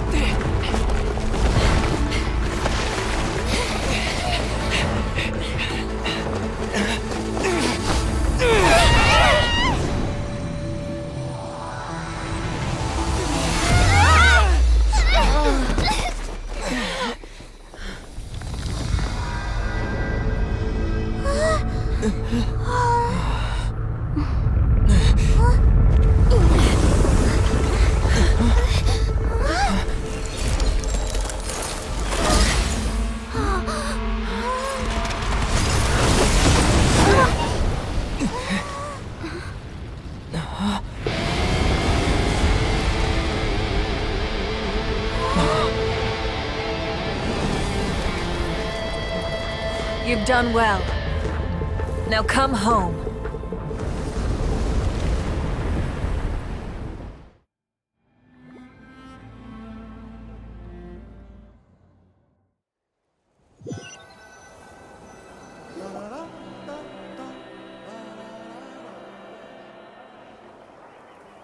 We're back! The Pyro Archon saved us. But she's not here. Yeah, didn't she say she used it all up? She's still in the speaker's chamber. What we saw in the Night Kingdom was just her consciousness. So you're saying her consciousness did all that? Every great display of power comes at a price.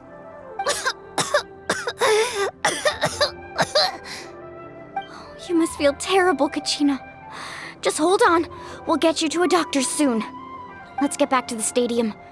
The Pyro Archon said she'd have a doctor waiting for us. I recommend getting a full checkup, just to make sure no damage gets left behind. Paimon feels okay. What about you, Traveler? Right. You always seem to do pretty well against the Abyss. Let's get going. We need to share what we learned in the Night Kingdom as well. Right. The Wyatt mentioned something about the Pyro Archon's plan. What is it exactly? I'll let her explain everything. We're all a part of the plan now. Every move we make from here on out will decide Natlan's ultimate fate. Huh. There's a lot less stuff here than before. It's good to see you all here in one piece.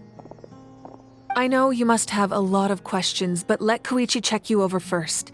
It's best not to let any lingering effects of the Abyss go untreated. Thank goodness you made it back.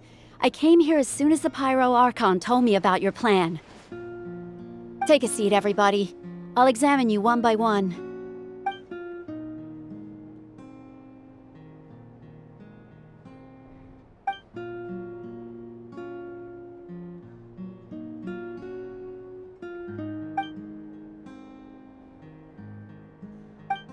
All right, that should do it for now. But just to be safe, I'll perform another checkup in a couple of days. I have to say, though, I've never seen anyone react to the Abyss like you, Traveler. It's like you're completely immune to its power. He always has been special like that.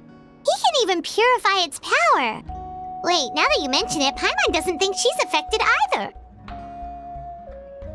Given the current situation, that ability will likely play a great role in the events to come. Of course. I still have patients to see, so I'll head out. Thank you, Koichi. All right. We might not see eye to eye, but we both had good intentions. Just give it time. I'm sure we'll figure things out between us one day. Yeah.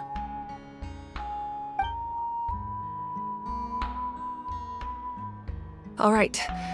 There's so much to discuss, I don't even know where to begin. You've seen it for yourselves now. The devastation in the Night Kingdom. I'll get straight to the point. Natlan is on the verge of destruction. It's very possible our nation has less than a year before total devastation. Huh? No. That can't be true, can it? That's right. But I've only ever disclosed that fact to the handful of people working with me to save this nation. Our looming destruction is not a recent development, but the inevitable conclusion of the disaster the Abyss initiated 500 years ago. Mualani told us a little bit about that. 500 years ago, all the nations of Teyvat were invaded by the Abyss. Unlike the other nations, Natlan never had stable and deep-rooted ley lines, so we suffered the worst of the invasion. The battle against the Abyss was exceedingly long and brutal. In the end, victory came at the cost of our civilization and countless lives. Even then, it took centuries of solving the disasters caused by the Abyss to finally achieve the peace we know today. And still, this is but a superficial victory. The forces of the Abyss have merely been driven back underground. Their threat to Natlan remains as real as ever. I'd never have guessed. The problems plaguing the Night Kingdom are all the more complicated because that realm is essentially functioning as Natlan's ley lines. Immediately after the war, our calculations estimated that we would have a maximum of 500 years before the Night Kingdom was completely lost to the Abyss. But at that time, we were a nation of the destitute. Our people no longer believed in victory, nor did they hold hope for the future. Our civilization was dying, our faith crumbling, and the line of power passed down from the Wayab nearly severed. If we didn't bring the nation back together, it would be foolish to even dream of defeating the Abyss in the future. So, the Archon had a long and involved discussion with the heroes of each tribe, and finally came up with a 500-year-long plan to save Natlan. So that's what happened. After finding Kachina, I encountered a strange figure who gave me a series of new memories.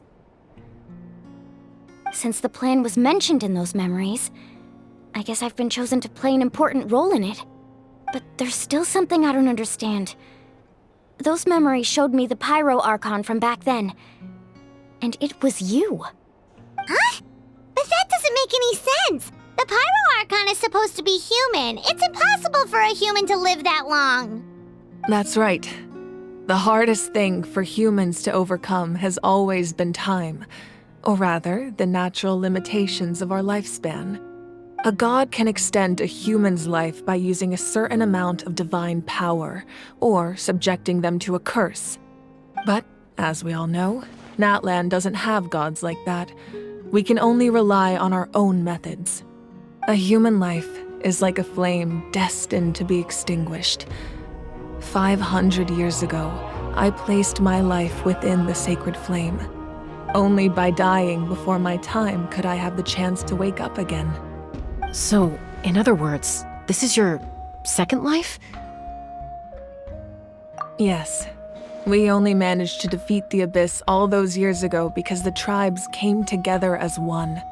If the Natlan of the future was to have a fighting chance, the Pyro Archons that came after the war had to rebuild the decimated tribes. The goal was to reunite the people and restore the strength of each tribe's Wayab. Once a tribe was back to its full strength, the tribe's Wayab would select a hero, indicating the tribe was once again ready for war. The Chosen would then stand by my side in defense of our nation, just like great heroes of old 500 years ago. So that means I'm one of the Chosen? That's right. You bear the ancient name Umoja, the same one held by the hero from your tribe 500 years ago. It means unity. After your adventure in the Night Kingdom, I trust you've come to fully understand the meaning of that name. So in other words, you always knew who the Wayab were going to pick from each tribe? Yes. According to the plan, each tribe was supposed to have been fully restored by the time I awoke. But something went wrong along the way. The 6 heroes successfully inherited the ancient names from 500 years ago, but the intel regarding the plan wasn't passed on to them. Once again, it comes down to the deterioration of the Night Kingdom. Communication between the Sacred Flame and the Wayab has been blocked. Just like how the Ode of Resurrection failed to bring Kachina back. Exactly.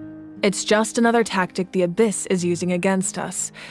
The Abyss may not possess intelligence, but its methods certainly aren't easy to counter. If we want to unblock that information from being passed on, my presence alone isn't enough. The ancient name-bearer must establish a greater connection to their name. So, I've tried my best to help them from the sidelines. Currently, Shalonin of the Children of Echoes, Kinich of the Scions of the Canopy, and Iansan of the Collective of Plenty have all been acknowledged by their names. During your adventure, you too earned the acknowledgement of your Wayab, Mualani. In the process, you gained the memories stored within your name. Well, we have less than a year! Yes, but we have no choice. We cannot start the plan until all the heroes have been gathered. That's also why I haven't been able to take action despite the urgency of the situation. But if you knew this whole time, why didn't you just tell me about my role in all this? Wouldn't that make everything go a lot faster? Perhaps, but the opposite could also be true. Knowing your destiny too early could mean failing to realize your full potential. Just like your determination to save Kachina, I hope your commitment to this endeavor comes from your own strength of will, rather than a sense of obligation. So I suppose you're not going to tell us who the final 2 heroes are then? That's right. Their time is yet to come. Putting pressure on them beforehand will only hinder their development. I can only trust in the judgment of the Wayab. I have never believed I could solve this crisis alone. In fact, it was precisely because I chose to trust and rely on others that we managed to get this far. Natlan's salvation lies not in its Archon or any singular individual, but in us all. You're quite perceptive, aren't you? I thought I might get away with avoiding the topic. Huh? Oh, right! All of the stuff you stored here before, where did it all go? Even though I sacrificed my power, I still needed a contingency plan to ensure you would make it back from the Night Kingdom. After all, I was the one who allowed you to take that risk, and Mualani has an important role to play in my plan. In addition to their sentimental value, the items I stored here held a much more important purpose: fuel. Fuel? So back then, that's why you... Yes. The stories embodied by those items are certainly important, but there's an even more significant trait they all share. Every item belonged to a hero of Natlan. Over time, they became imbued with a certain amount of contending fire from being carried in battle. On their own, each item's power is limited, but together, their combined effect can prove quite useful in a dire situation. By burning those items, I was able to activate the contending fire stored within them to open the boundary between the two worlds. It was a rather crude approach, so all their power was depleted in an instant, as you can see. But weren't they all precious treasures?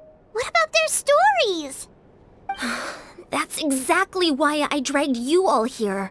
No matter what, I never wanted the Pyro Archon to have to use that power. Oh, I'm so sorry. You have nothing to be sorry for. You all deserve my thanks, actually. If you hadn't saved the totem pole, that area of the Night Kingdom would have been forever lost to the Abyss. And then, it would only be a matter of time before the Children of Echoes was met with disaster. Besides, when those heroes entrusted their belongings to me, or the Pyro Archon of their time, it was out of a desire to contribute to Natlan's survival. If they knew those items helped save the present-day heroes of Natlan, they would not mourn their loss. Even when you put it that way, I still feel bad. There's no need. Remember what I told you about time? The people and the events of the past are never truly lost to us. We simply carry them with us in a different form. In that sense, we didn't lose anything at all. If you still have regrets, let them fuel your resolve in the battles to come. Your deeds will become new legends and nurture new forms of power just like the items once stored here. Well, we'd still like to return the favor. Well, if that's the case, just treat me to a drink sometime. Now that Kachina has returned, we can finally hold the victory feast and celebrate your team's triumph in the Night Warden Wars. And we could all use the rest, that's for sure. Plus, you'll be able to silence everyone who doubted you once and for all, Kachina. Still, now that I know the danger we're facing, having a victory feast doesn't feel right. Try not to let it get to you. It's important to stay calm. Worrying about it will only affect your judgment. All right, you should head out. I'll join you in a bit.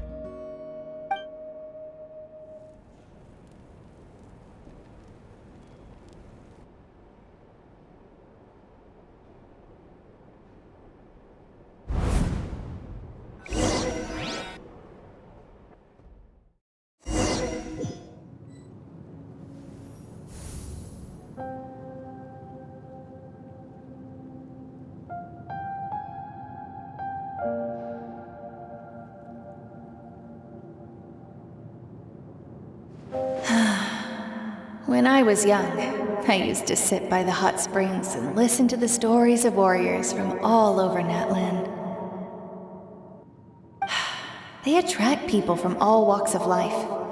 Friends come easy here, no matter what tribe you're from. The people of the springs have never claimed the hot springs as their own private property. They are there to bring all hot spring buddies together. It's been really nice, seeing the children of my tribe get older. It's helped me gradually understand the true value of the springs. I've witnessed their energy, their determination, their absolute passion for life. Even when they cause trouble, I never managed to hold on to my anger for long. It's unbelievable how quickly they worm their way back into my good graces. I'm certain Mualani will become a great warrior when she grows up. She possesses infinite potential. I can see it. One day, when I'm no longer in fighting form, I'll come here and tell stories to all the children, just like those warriors did for me. So, you better get busy, Pyro Archon, or I'll end up running out of stories.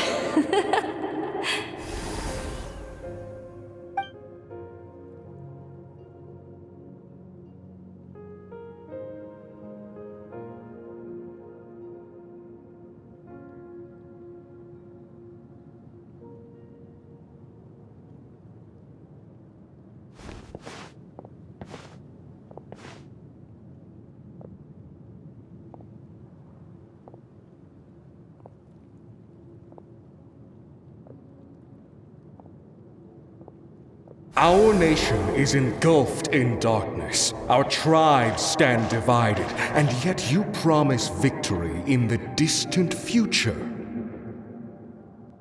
The Abyss is a cunning enemy, one that I faced in battle many times. Were that not the case, I would never understand exercising this degree of caution. My rage will never know absolution, and my power will no longer aid you in victory. But you came to me because you knew you could convince me with just a single sentence. I understand your choice. The heroes of today will forge the path ahead with blood and fire. Just remember to earn us the victory we are owed. Otherwise, rest assured, I'll find a way to collect the debt. For Natlan.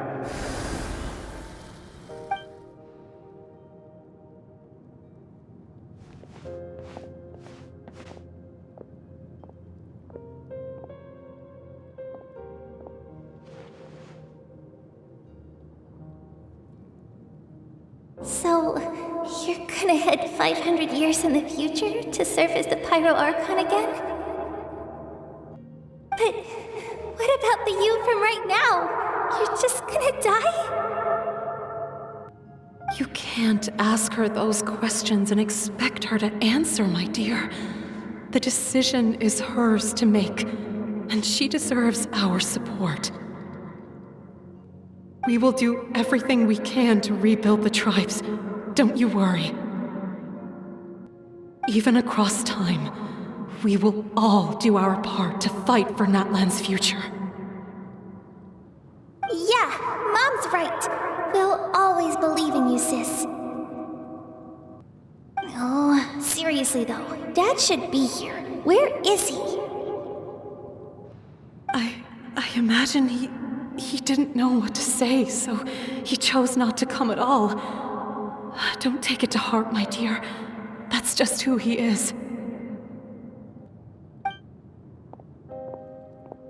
Just remember, no matter what happens in the future, we will always love you.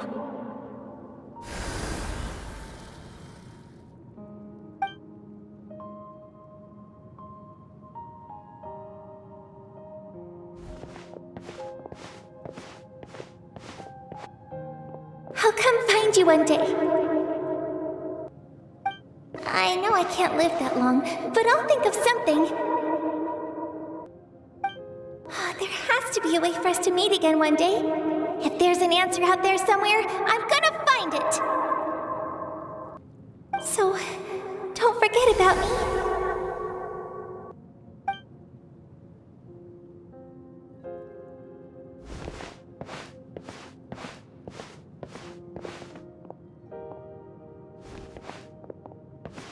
If that's your decision, then you have my full support, Archon. May our children live to see such a lovely son. For Natlan! No one fights alone.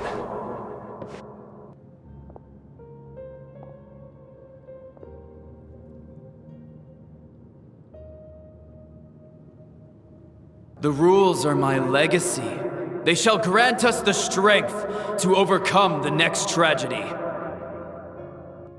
War forged the 6 tribes, taught us how to fight, instilled in us what it means to love.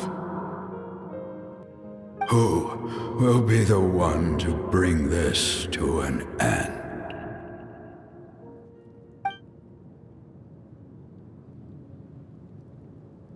We are the inheritors of memory and legend. Those who grew alongside sun and wind. Those who forged our own destiny and future. That is Natlan's fire. The lifeblood of our nation. Hey, Koichi! You here for the victory feast too? Oh, no. I knew Chaska would be here, so I just came to deliver some medicine. I was about to leave, actually. It's not that I don't want to celebrate Kachina and the others. I'm so glad she made it back. It's just... well, I'll make things awkward if I'm around my sister right now. Ah, well, you two had a fight, so Paimon can understand. She didn't cause any trouble during your trip, right? Yeah, she was super helpful. She gave us a lot of useful information about the Abyss. That's good. That's all I needed to know. Is there a reason you asked? You were pretty outspoken when we first met, but now it's like you're holding something back. Maybe it seemed unreasonable, picking that fight with her before you left, but I did it for a reason. Her impulse to fight is extremely strong. Her mental strength helps her rein it in, but she still loses control sometimes. I had no idea what you might face in the Night Kingdom, so I didn't want to take any chances. So what you're saying is... Okay, so maybe it sounds a little stupid, but it works pretty well. It helps her keep her cool for a little while, at least. Anyway, I'm just glad you were able to make it back safe and sound. That's all I wanted. But do you really have to go that far? Can't you just talk it out? No way. Chaska never opens up about her own pain, especially to her family. She can't learn about this, or it'll be even harder to help her. I appreciate the understanding, and don't worry. I'll find a way to help her ease this burden. Anyway, I need to get going. Enjoy the celebration. Oh, and if you ever need a doctor, you know who to find. Huh. Who would have thought there was a deeper reason behind their arguing? In the end, it's all the Abyss's fault. Paimon's had enough of them.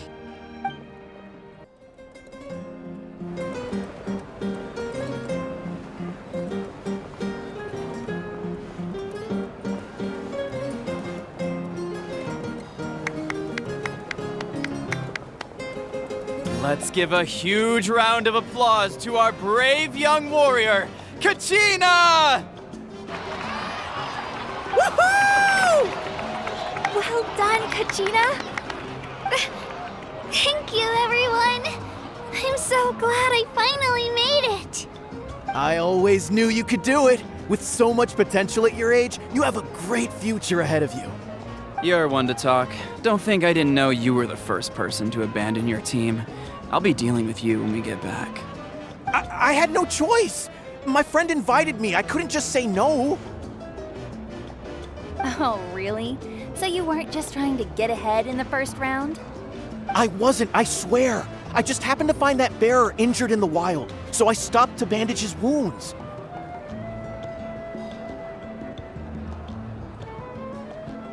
When he insisted on repaying the favor, what was I supposed to do? I'm just one person. I figured Kachina would have no trouble replacing me. But the fact of the matter is that after your departure, everyone else started thinking about swapping teams too. I'm really sorry, Kachina. It was wrong of us to abandon you like that. It's amazing that you still made it all the way through to the Night Warden Wars. That's the highest honor. So, what about you guys? Did you make it far?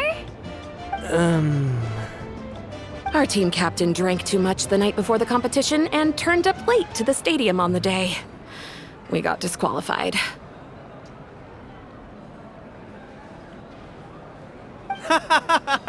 Serves you all right. No sympathy from me. All right. There's no need to be like that, Uncle Pakal. Dear friends, I'd like to say a few words.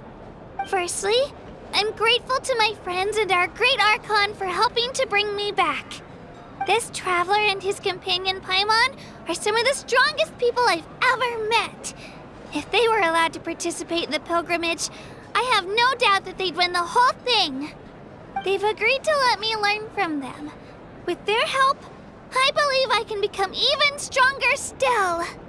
And let's not forget my good friends, Moalani, Chaska, Kanich, and Ayan-san. They all helped the Traveler and Paimon figure out a way to bring me back from the Night Kingdom. They too deserve to be called our heroes, so please give another round of applause for them. Thank you so much. Well said! I'll drink to that. How does it feel being a hero, Kachina? To be honest, it's a bit overwhelming. It all just feels so surreal. Well, you better get used to it. Next up, undefeated champion! Hey, please don't make fun of me. You're here. Have some fruit juice. I got it specially for you two. How did you know? That's Paimon's favorite! You look like you've still got questions. Ask away.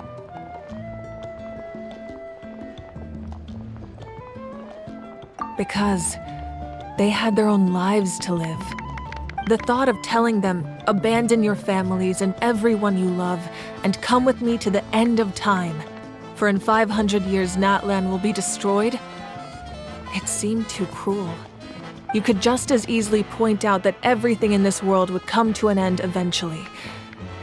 But life is short, and beyond a point, it just doesn't seem real. Imagine if I said, let's leave right now, and go save the sun because it'll flame out in a few million years. It would sound quite ridiculous. I couldn't make them shoulder that burden with me.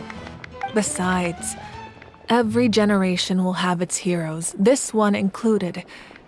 The plan could still work without them. Or, of course, without me.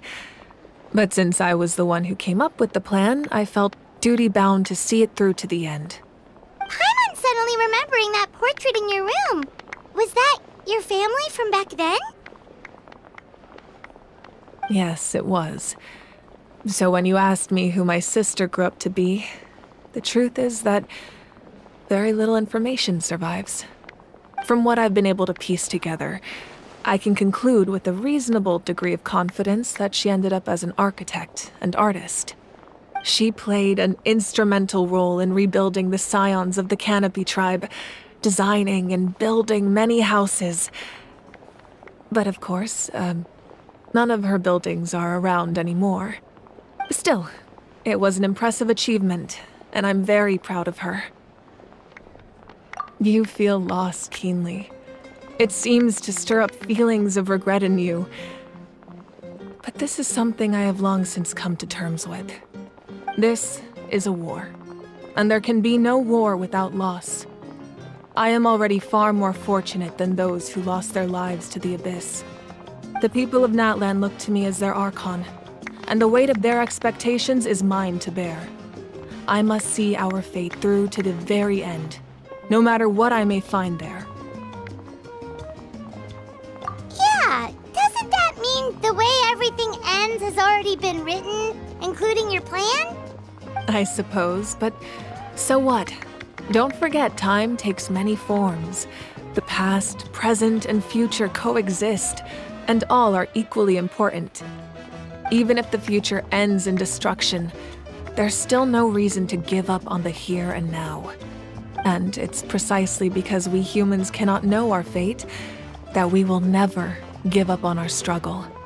This is a pivotal moment. We are still 2 heroes short. Well, 3 to be precise. There's one further hero who I'm hoping to get on my side, whatever it takes. Your resistance to the corrupting power of the Abyss is truly remarkable. It would easily make you an all-important figure in the upcoming battle. If you agree to join us, you will not only gain my full support in your journey, but I will also forge a brand new ancient name for you.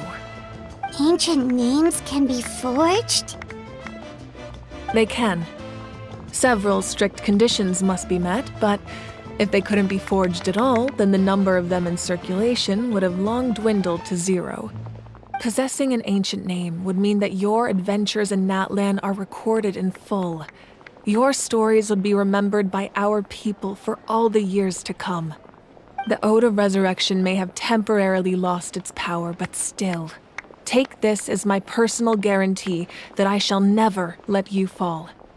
Just like in the Night Kingdom, I will be there for you. That is a promise I will fulfill at all costs. This nation always honors its heroes. Yeah, we can't just ignore the situation here. Wonderful. Then I'll reach out to Shilonen right away. She's the one who will forge the name. We've never forged an ancient name for an Outlander before, but I trust she'll find a way.